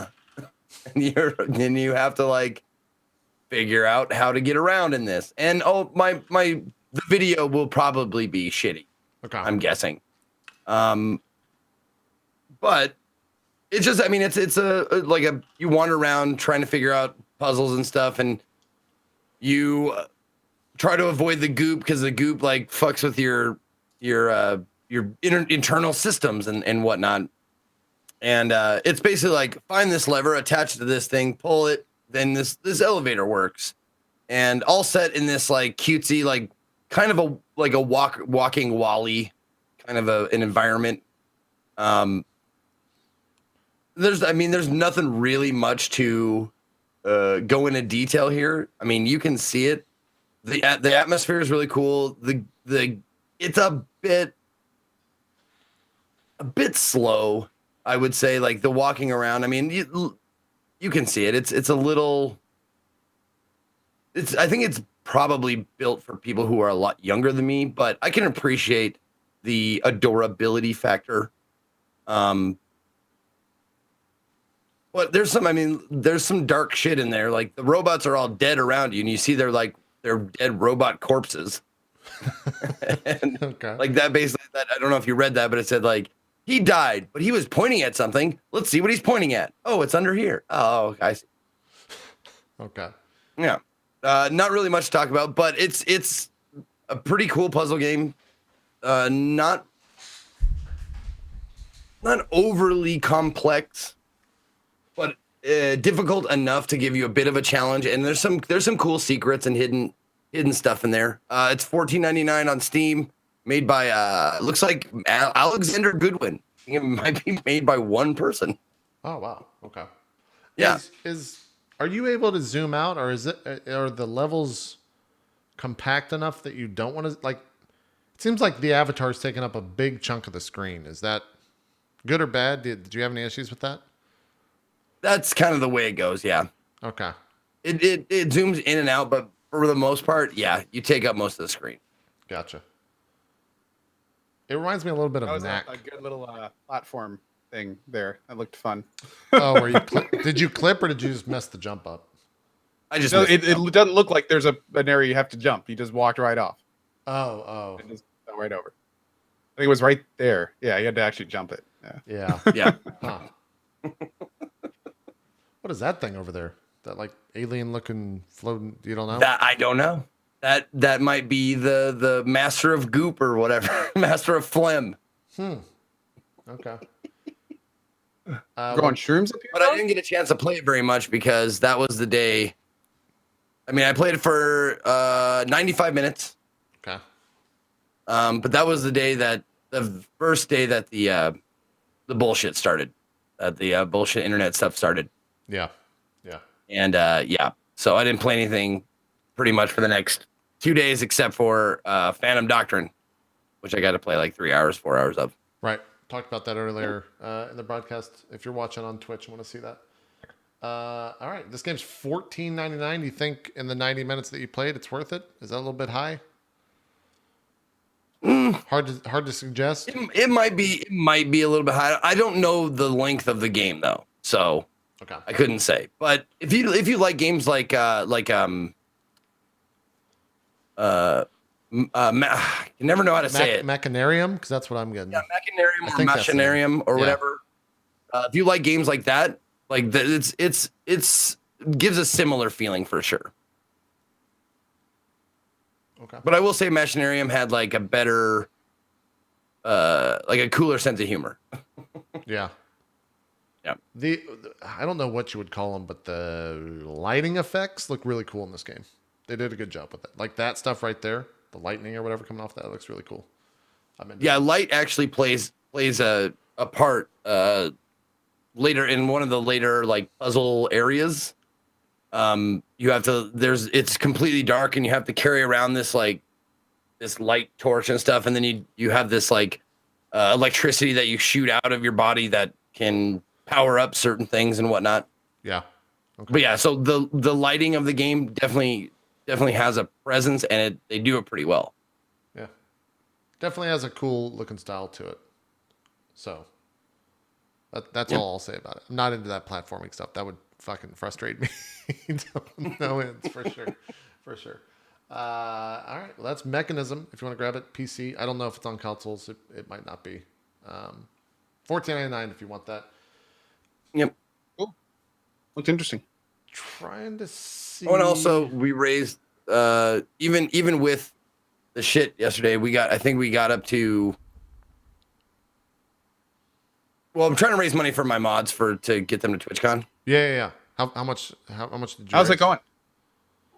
It is going pretty well. I mean, we're at 1,800 out of 8,000, so pretty good. Nice. The first day was pretty good. Hopefully, I mean, God damn it, if the internet holds out. Yeah.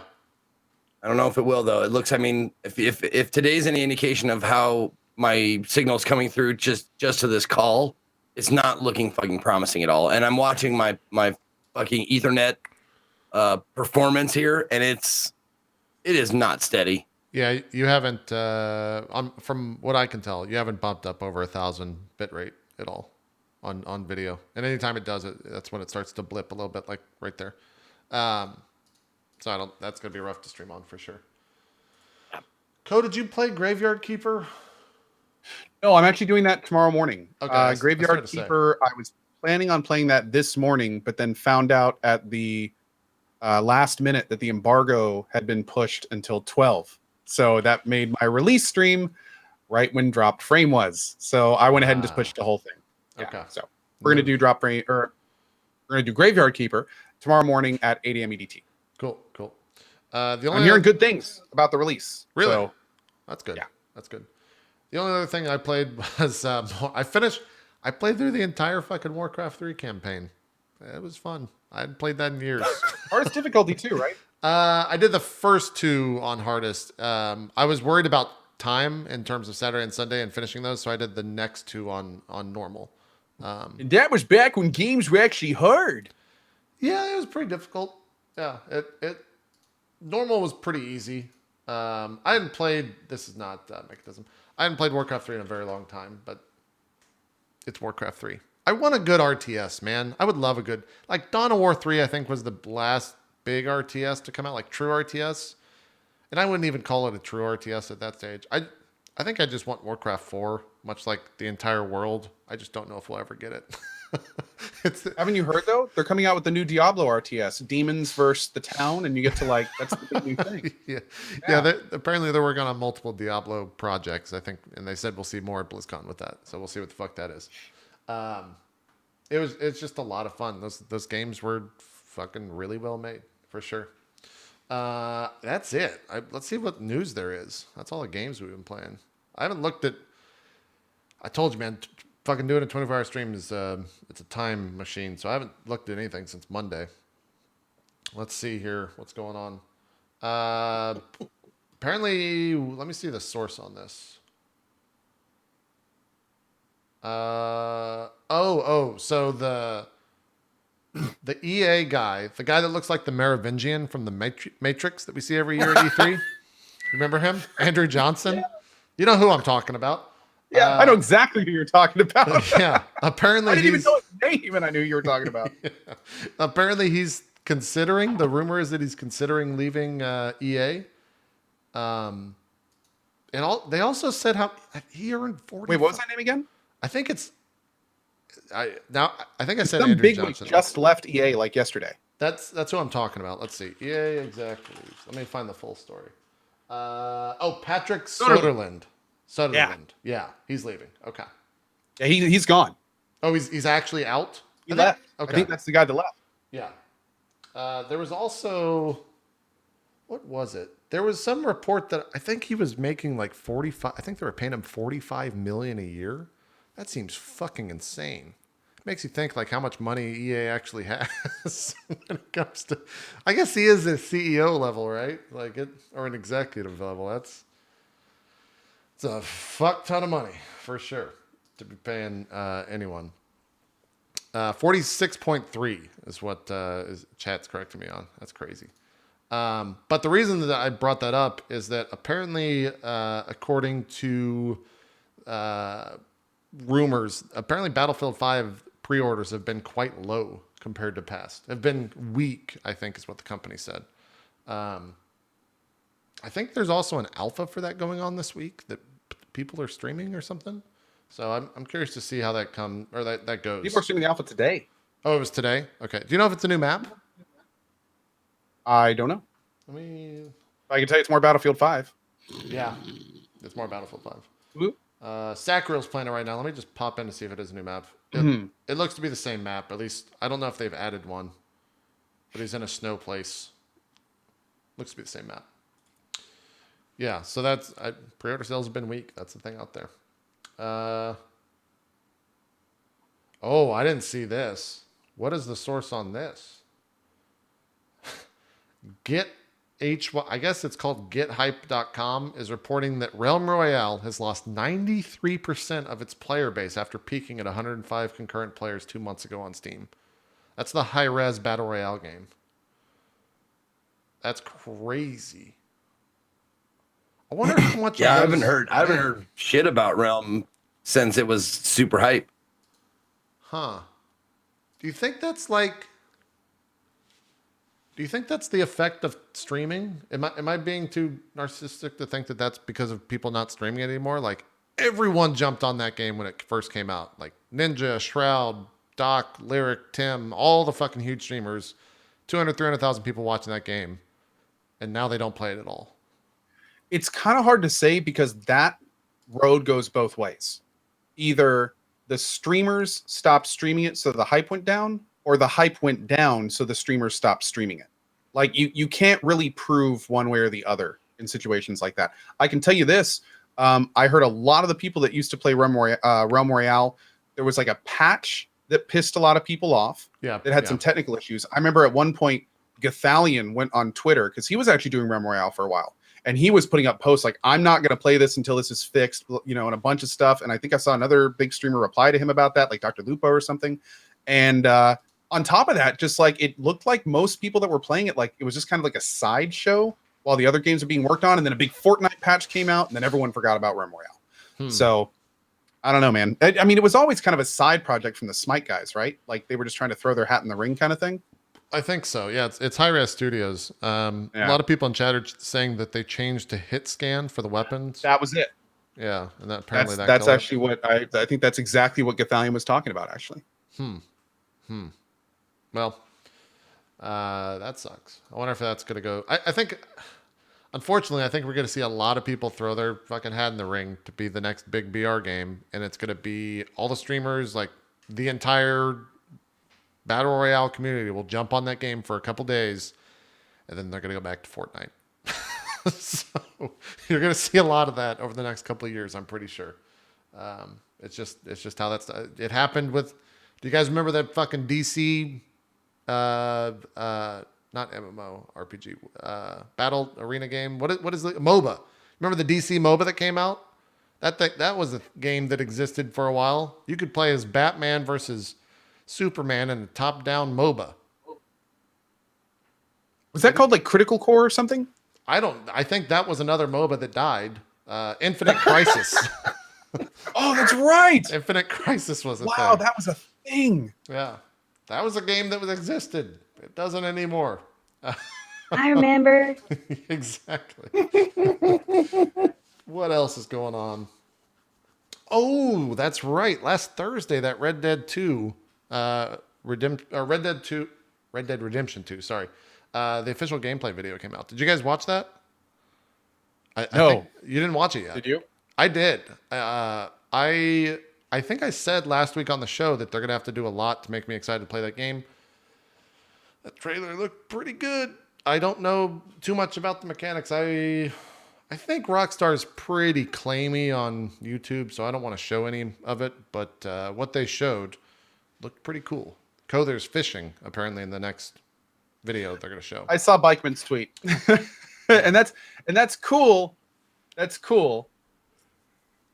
I hope the game is good enough to get me to the fishing. Yeah.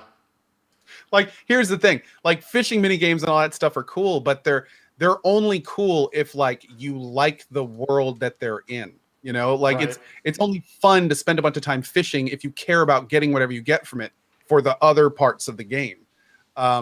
So that's the whole reason I don't just play fishing games. For instance, I get that question all the time. You love fishing. Why don't I see you ever stream any fishing games? Because I don't like just fishing games. They're boring. I like doing fishing in games where I get things that I like for the other parts of the game. Right. Like that's what I like. So yeah, for those asking in chat, I was not a big fan of RDR 1. I didn't beat it. I actually put it down when I got to Mexico, and I got bored with it.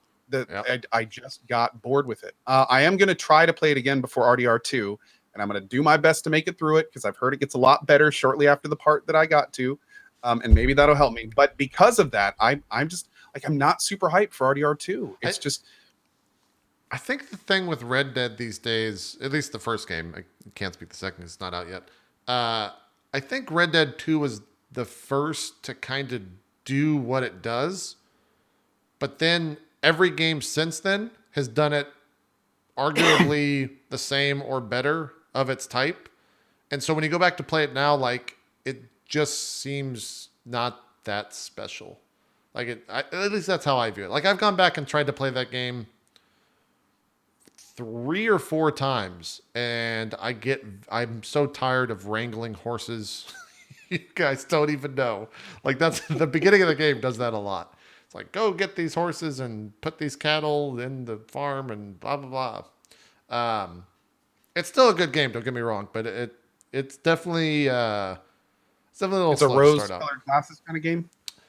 I don't know. I mean, I know when it came out on the Xbox and they had like the 4K support last year, people fucking swore by that game.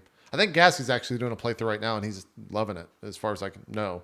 So it seems like Red Dead. I wish I could show the footage because the footage is gorgeous. I mean, it looks like Rockstar is doing what Rockstar does and making a gorgeous looking game. And everything's like super detailed. The mountains in that game, I think, make Skyrim-esque mountains look kind of bad. If that's a thing to judge mountains by. Like it looks really gorgeous. I can't wait to kind of walk around in that world. I just hope that I'm intrigued enough by the story and the different mechanics in it to continue playing it. We'll see. Alongside that, did you guys see that Doom gameplay? Oh my God. I saw just enough to know that I needed to stop watching it because the game's going to be incredible. Like, oh my God. Oh my Lord. It's like more of everything and more. I was getting It's gonna be so good. I was getting my car inspected and there was a bunch of people sitting around like waiting in the waiting room. Aaron was working next to me on a call or something. And I'm sitting there watching this on my phone. And like he starts killing things and like there's a fucking grappling hook on the shotgun. And I remember just audibly going, fuck yeah. And then I just like looked around and everyone is like, they like crinkled their newspapers a little bit harder and like tried to focus in. Cause man, that game looks fucking fun. I wanted to play. You know the best part about that story is JP's a big guy. Like he's a large guy. So when someone that JP is sitting alone and he just goes, fuck yeah. And we're like, yeah. God, it looks good. They just took the first game and said, we're going to do everything more doomy. It looks fucking like he just punched through. I don't know if that was like if that wall break right there was a quick splice to another action room or something like that, if that was some editing trickery, but regardless, everything that's shown here is fucking awesome. From that, apparently you got a knife on your hand now. You can just stab people. You can cut them in half. or a retractable knife. We're Assassin's Creed now, boys. Yeah, man. So this is console gameplay. I don't know if this video. There's a moment where they're like, we're gonna swap away right now and show something with a higher FOV. And so then they go to like PC gameplay. I want to try to show it. Cause man, it just moves. I don't know if it's in here. This might be it. I think this is. I can't tell. I can't honestly tell. But he's like in an arena. There's a bunch of like I don't want to say beholder. What are they? Cacodemons? Are those the floating guys? You guys might know the Doom. Okay, so there's a bunch of cacodemons. He's like grappling to those guys in midair with the shotgun, shooting them, looking at something else, grappling over there, double jumping onto that, grappling to another cacodemon, shooting that guy, exploding him, grappling to another part, double jumping up to another part, turn around, shotgunning some shit. You're just like, this is the best. This is fucking, get this in my veins right now. I want to try to show that video if I can, because it looks cool. There's also one where he's walking through, like, it's the first, I think it's Phobos. It's a planet he goes to, and he's like walking through a space station. There's a bunch of like humans around him, and they're just talking, doing their jobs, and they like turn around in their seats and they start like fucking quivering in fear as this Doom guy's walking by them. It really nailed all of that stuff. It looks really cool. Where the fuck? Let's see. Doom Eternal. Did they put this stuff up on their YouTube? Do you guys know? Here we go. Bethesda. Let's see what they put up. Was there any Fallout 76 news, by the way? They have some videos there. Do you know? There was a panel at QuakeCon that actually was really good. I have not seen it all, but I feel like I got most of the important stuff out of it. It before the panel on Fallout 76, there were many people very concerned about the state of the project and like especially what they were doing about griefing and everything. But since the panel, they've made it pretty clear that they're not only going to be monitoring that extensively. Oh, dude, that looks awesome. I haven't actually seen this part. They're not only going to be kind of monitoring extensively and doing stuff that they need to on release to make sure everyone has a good time, but they're also implementing some pretty heavy PvP negatives for people that choose to grief. And most importantly, they're going to let people, that is so badass, they're going to let people block and ignore people. So, which was something that was always kind of up in the air, but they kind of confirmed it.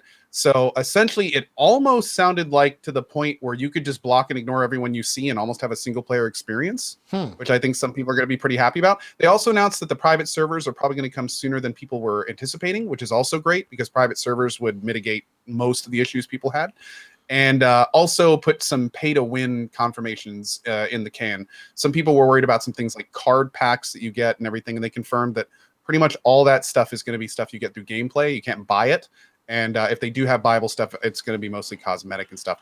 The cosmetic part, by the way, that I heard after the stream. I haven't actually seen it. I've just talked to a lot of people that have seen it. So I don't know exactly what was in it. But yeah, those were kind of a lot of the big takeaways from what I've heard. Okay. Doesn't this Doom gameplay just fucking... Oh, whoa! Someone said that there's a turn away from it. Mode that completely does away with invasions. Huh. Oh, see, I didn't hear that. That's even better. Okay, there you go. Okay. Look at that. It's really hard to talk. There it is. It looks so amazing. Isn't it just fucking like how I just don't understand. Like, I don't understand how these developers look at Doom 1 and then they're like, all right, we're going to take a shotgun and we're going to put a grappling hook to it. Like, how has that not been done before? How is that like, how's that not a thing that exists? By the way, I think that single player comment I read was actually about Doom, not Fallout 76. Oh, you're talking about this right here. Yeah. So at the end, because I just noticed on the screen invasion popped up when a player went into the game. So yeah, I so think that guy was talking about Doom. It is. At the end of that thing, he says that you'll be able to invade other...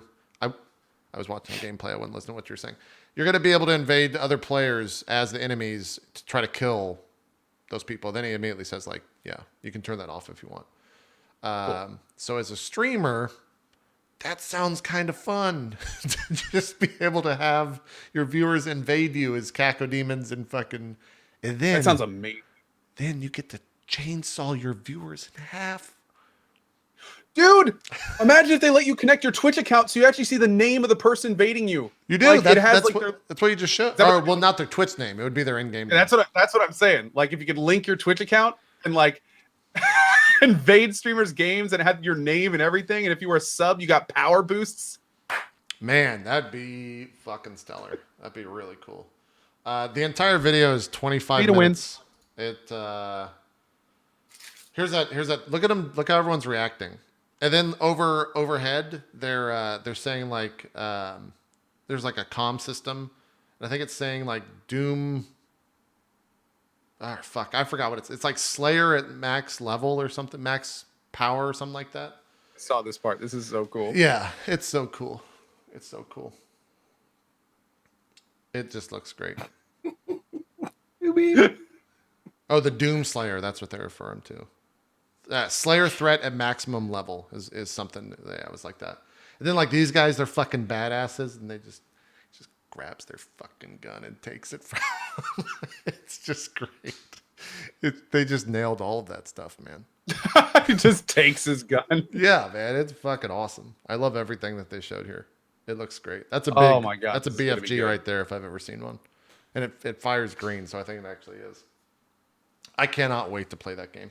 in the 25-minute thing, they mentioned that they're focusing a lot on lore and they're making it of like a bigger A universe. a universe. Yeah, is what they said. So it's cool, man. I've always liked the Doom lore. It's kind of funny because I remember when we talked about Doom on this show, and I remember saying how much I loved the lore, and everyone in chat was like, "Doom is never about lore. Doom's just about gameplay and mindless killing, and the lore is dumb, and people who focus on lore, they're dumb." And I was like, "But I like the lore." And now here we are, and they're like, "We're developing the universe," and I'm just like, "Damn."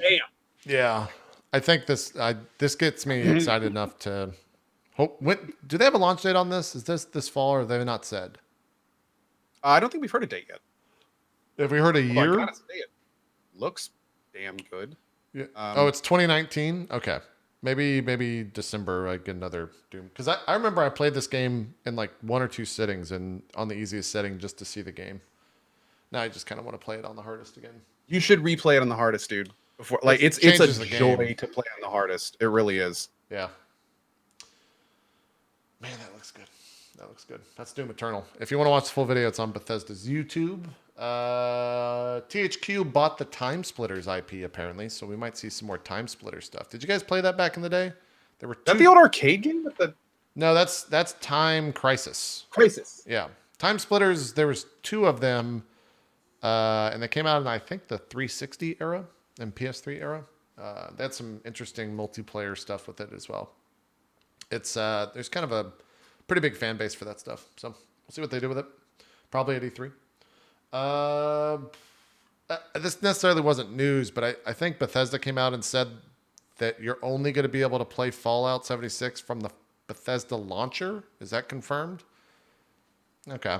Makes sense, and yeah. That'll be like the 6th launcher I think I have, but when you're as big as Bethesda and you already have a launcher for MMO, why not make it for all the games, right? Like, get away from Steam as much as you can, I guess, is the business mentality. Steam takes a big percentage. I mean, the industry standard is 30%. Yep. So if a company has a launcher, there's no question it's more advantageous to use that launcher. And now they already have the launcher because of ESO and it's fully developed. Right. I downloaded ESO a little bit ago just to try it. The Bethesda launcher is really not that bad. Like, it's very low. It doesn't have a big footprint. It just downloads your game and then kind of minimizes and it's gone. So people that were freaking out about that, it's not a big deal. And if you really want it on Steam, you can just throw the EXE as a non-Steam game in Steam, and there it is in your Steam library. So Yep. yeah, it's not something to get up and over. Yep. Assassin's Creed Odyssey has a Shadow of Mordor style mercenary system in it. Seems smart to try to fit that into your game. I hope that works out. I don't know much. This is just kind of news tidbits that I'm reading. Cuphead sold 3 million copies, or has sold 3 million copies as of 6 days ago. So congrats to those guys. Great to see them do that well, man. That Totally. is such a great game. Yeah. I hope we get 2 or 3 of those down the road. Yeah. And goddamn, did we wait for it though? Fuck. You Yeah. have to. It's Waited handmade. 3 years Dude, after Cuphead is a handmade game. Like, it is a quality over quantity game. We just got to be patient for it. It's worth it.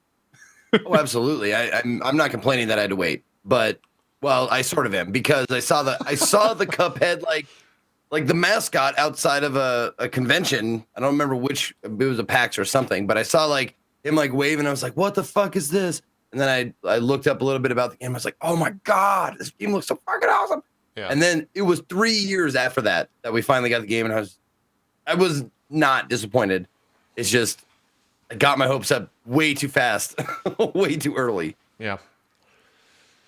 There's DLC coming for that as well, which can't wait for that because Yeah, with a female playable character. What's her name? I don't know. I know. I forgot. They said that during E3. I think that was during the Microsoft conference. Chalice. There it is. Chalice. Okay.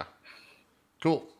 That'll be a fun week on Twitch, because one of the best parts of Cuphead for me as a streamer was beating it and then watching other streamers do the same thing I just did over and over and over, and counting the times to see if you beat them.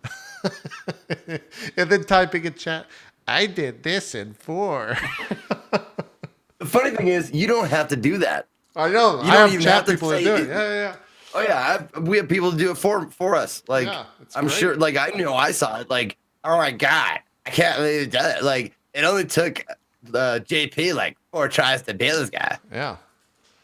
Then I when like you that beat a voice, guy in whatever like that is. 3 tries, and then you see like JP took like 20 fucking tries, you're like, I know. Yeah, it goes both ways. It goes both ways.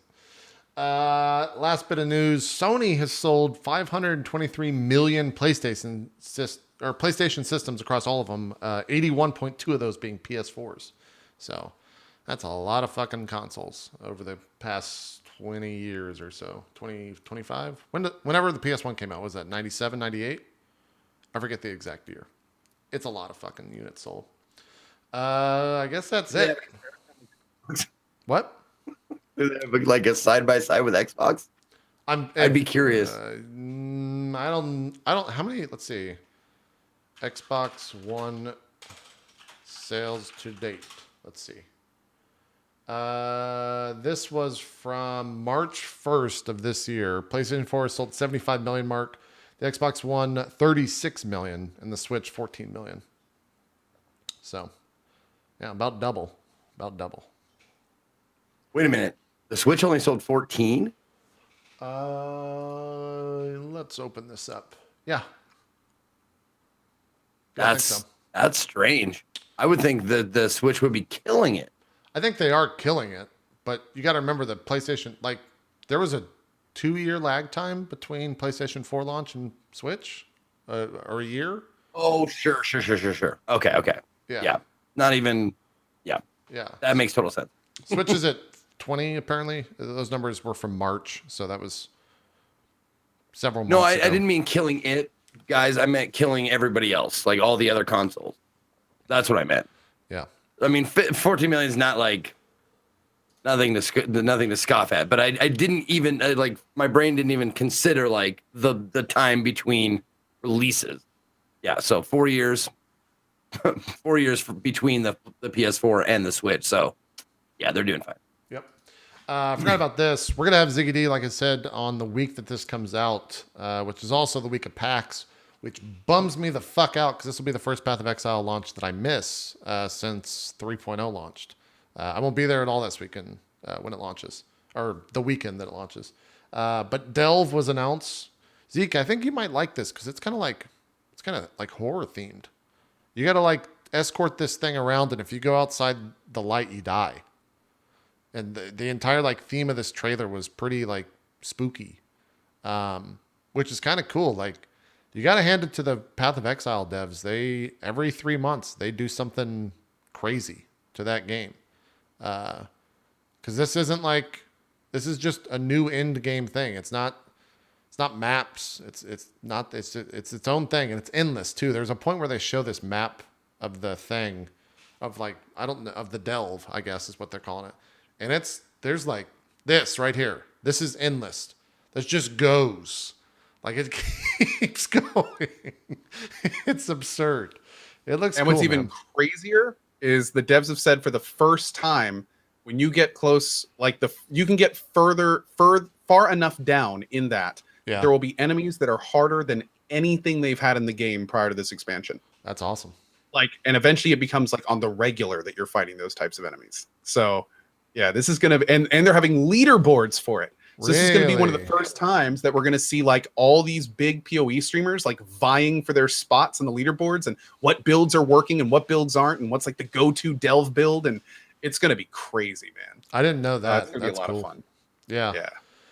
Yeah. Can you imagine playing this on hardcore? I wouldn't even fuck with that. I won't even fuck with that. That just sounds like a nightmare. They've got another like 2 or 3 minutes where they're explaining all the stuff in here. I'm just so impressed by the DGG, the developers of the game, because they do this shit every 3 months. Like, they just add in something fucking huge for the game. And I wish other developers could do such a thing on such a timed basis. Because it's just so cool to see their support for the game in that regard. And the community loves it. And I'll keep buying those overpriced wings because this is a free-to-play game, which is the crazy part. This is a free update. It doesn't cost you shit. It's great. It's great. This comes out, what is it, September 1st? What is it? No, the 31st of August, I think, is when it launches. 2 weeks from this Friday. I think that's our show. Unless there's anything else you guys want to bring up. We got an hour left, so. No, I wanted to say, like, as far as paying money for a free-to-play game, Yeah. I am now probably just around $175 spent on Warframe. I saw you get another 75% off. Because I keep getting those 75% off platinums, and every time I get one, that's another $50 just gone. Yeah. Just gone. Like I get the top tier thing, of course, every time. That's how that's how they get you. That's Yeah. how they get you. I was trying to. Oh, it was my 5-year sub button anniversary yesterday. Oh, it was? It was 5 years ago yesterday that I got my subscriber button. Nice. Dude, congrats. Yeah. Man. Sucks that you can't Awesome. stream. That was really loud. Sucks that you can't stream. No, I was gonna show, like, one of my mods made like a cool hour-long like 5-year video Oh, yeah? Did of you- like all of like highlights from all 5 years of streaming, and I couldn't play it because my internet would not let me. It's fucking shit. But it is on my YouTube. Okay. Yeah. Go look at that. I'm trying to see if my World of Warcraft $15 a month is more than Path of Exile. And I don't think it is. So let's see. 12 times 6. 70 to 15 times 70 to 10. Nope. Path of Exile still done more. I've only paid $1,000 in 8 because I've never unsubbed from WoW, so I've only paid $1,000.80 to them for every month it's been out. So still, Path of Exile is still the number one. I think that's it. I think that's a show. I thought that there was going to be some other news to talk about, but I don't think it's been announced yet. So maybe next week is when we'll talk about that stuff. Yeah, still nothing. Cool. Anything else you guys want to bring up? Or are we going to call it a show? No. Yes, I get to play an I don't think so. I'm not going to be here next week. Yeah, Zeke's not here Doctor next stuff. week either, so I don't think there's a Oh show yeah, next week. that's right. That's why we did a show this. That's why we did a show today, because I am going to be gone for the next 2 weeks. You're going to Burning, Yep. man. I'm gonna go burn, baby. He's gonna be IRL streaming it, all of it. So make sure to check out it. Yep. He's gonna have the pack check out on my the whole IRL time. streams. Yeah. I'm gonna get a backpack.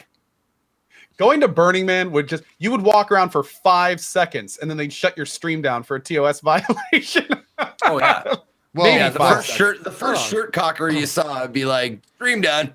I don't even know if the toss would shut you down. I think the people at Burning Man would shut you down before you get reported on Twitch. They would just smack that shit out of your hand. Just knock it out. Yeah, that is totally, completely not allowed. Yeah. Yeah. So I'm just gonna no show next week. Ko's out, Zeke's out. I think we'll return in 2 weeks. Yeah, I'll definitely be back the week after that. Yeah. Is that? Yeah, so that's PAX week. So the next show will be on the 29th with Ziggy D, and we'll be talking more in depth about Delve. Cool. Because that's the week that comes out. He pinged me about wanting to talk about it. So I'll get another person to fill in for Zeke, and we'll figure that out. I'm probably just gonna play a bunch of WoW between now and then. Is there any games next week, Ko? What comes out? The big next release is Graveyard Keeper today, actually. Yeah. And then I think after that it's Yakuza Kiwami 2 on the 28th, and then 2 Point Hospital on the 30th, and then Delve on September 1st. So we're going through. We just had 3 releases, 4 if you can count We Happy Few, and then it's like a 2-week break, and then we've got a nice little cluster at the end of the month too. And then Spider-Man on the 7th. Spider-Man. Early September. Yep. I'm pretty hyped for Spider-Man. They put out their launch trailer today. It looks. Yep. I'm hoping that game is fucking sick. I really am. Yeah, and 2 Point Hospital looks good. Yep. Yeah. I think that'll be a pretty big, have a pretty big thing on Twitch. A lot of people will probably be watching that. Seems like a fun, watchable game. Yeah, well, since I played RimWorld and really like it, I'm wondering if I'm going to be giving more of a chance to like these management and what kind of games are those? What would you call them, Ko? Yeah, Well, what they category used to is be it? you used to like theme park games, like Bullfrog games used to be sandbox builders, but these days they usually have quest lines and stuff. So probably just like building games, Like building simulation? management. Yeah. Simulation game? Yeah, Hospital sort of. sim? They're more cartoony and stuff these days, but I guess Tycoon may be the best way to say it. A I mean, it tycoon game? is by the devs of Bullfrog, so I mean, like Tycoon game would probably be a good way to say it. Yeah. Although these days, I hate to say it, but you know how you were talking earlier about kids not knowing what WoW are? Like, there's a certain amount of people that would hear Tycoon games and have no idea what we're talking about. Like zero. Man, that's gonna be So we're getting old. let's call it racing. Let's go with racing. The racing games. I'm just sitting here thinking, like, I'm gonna have to explain to kids what like Arc Razor is, like Ghosts and Goblins and all this shit. It's gonna be weird. Dude, man. you know what? Okay, just a real quick thing. I realized today that my 1-year-old Rowan is Yeah. growing up with Amazon Echoes all over my house. So there's basically just talking UIs around my house. Roombas. Yep. His life is with Roombas. Like, can you imagine what he's going to do the first time he sees someone pushing a vacuum around? He's going to be like, "What is this guy doing?" Yeah, what an Like, idiot. this is stupid. Yeah, like, oh my god, dude. It's like what kids are growing up with these days, and even 10, 20 years ago, almost completely different world, man. Yeah. Completely different world. I was talking about this in the 24-hour stream. We'll end the show right after this. But watching Erin's kid, she's 9 now, 10. She's definitely of that demographic to like watch live streams and be into those live streams. It is mind opening or eye opening, I guess is what I'll say. Watching someone of that age beg their mom to be able to send money to a streamer. Because the validation that they get when that streamer says their name, when it says her name, is it makes their fucking week. And so I finally was like, I understood it from someone else's point of view. Not from the person getting it, but from the person sending it. Like, I understand now a lot of that shit after seeing it from the other side. It is crazy. So much so that when no is told, there's a fit that occurs. Wow. Yeah. So That just gave me a whole new level of stress about missing tips. yes, that's what I'm saying. Hey, don't miss subtly. a tip. You might ruin a kid's month. During the 24-hour stream, I tried not to miss any sub because yeah. You don't get to see the ramifications of that. And now anytime someone's like, "Hey, you missed my sub," I don't get angry at them telling me that. I'm like, "Oh, I'm so sorry, dude. Thank you so much for your sub." It was kind of crazy to have that happen. It was crazy. Yeah. Also, just wait till Rowan gets an iPad because you will just not exist after that point. You will. Yeah, just, my kid isn't getting an iPad until he's like 10. yeah, that's. He's It not getting comes a in phone. handy though when you need to. All right, we got to do some of the. Here's the iPad, and then they just kind of like go out into the world and. We're gating our electronics behind beating games on my Nintendo and Super Nintendo Classic. When they have proven to me that they can beat Mario Classic, then we can talk about maybe getting a phone. Or maybe then at that point we can try Super Mario, and we'll see if he can beat that. Then maybe we'll get a Switch. I'm gonna clip this, and so when a couple 3 or 4 years from now, when we'll just slide that. Yeah, the clip. first time my son comes up to me and in English, it's like, "Dad, I want to play a game." I'm just gonna be like, "Absolutely. What game would you like to play? Just name it. I'll buy 10 copies. Can we play with both hands the same game? We'll figure it out. I don't know. Whatever you say, son. I love you so much." Yep, that's how it's gonna go. I already know that's how it's gonna go. Let's do some shout outs and get out of here. Zeke, you want to start us off? I do. Sure. All right. Uh-oh. What You see the this shit? guy walking around at Burning Man? Oh my You know it's god! me. I'm gonna be a duck. Nice. You see me at Burning Man as a duck. I'm Does Ezekiel the Third. that have ventilation?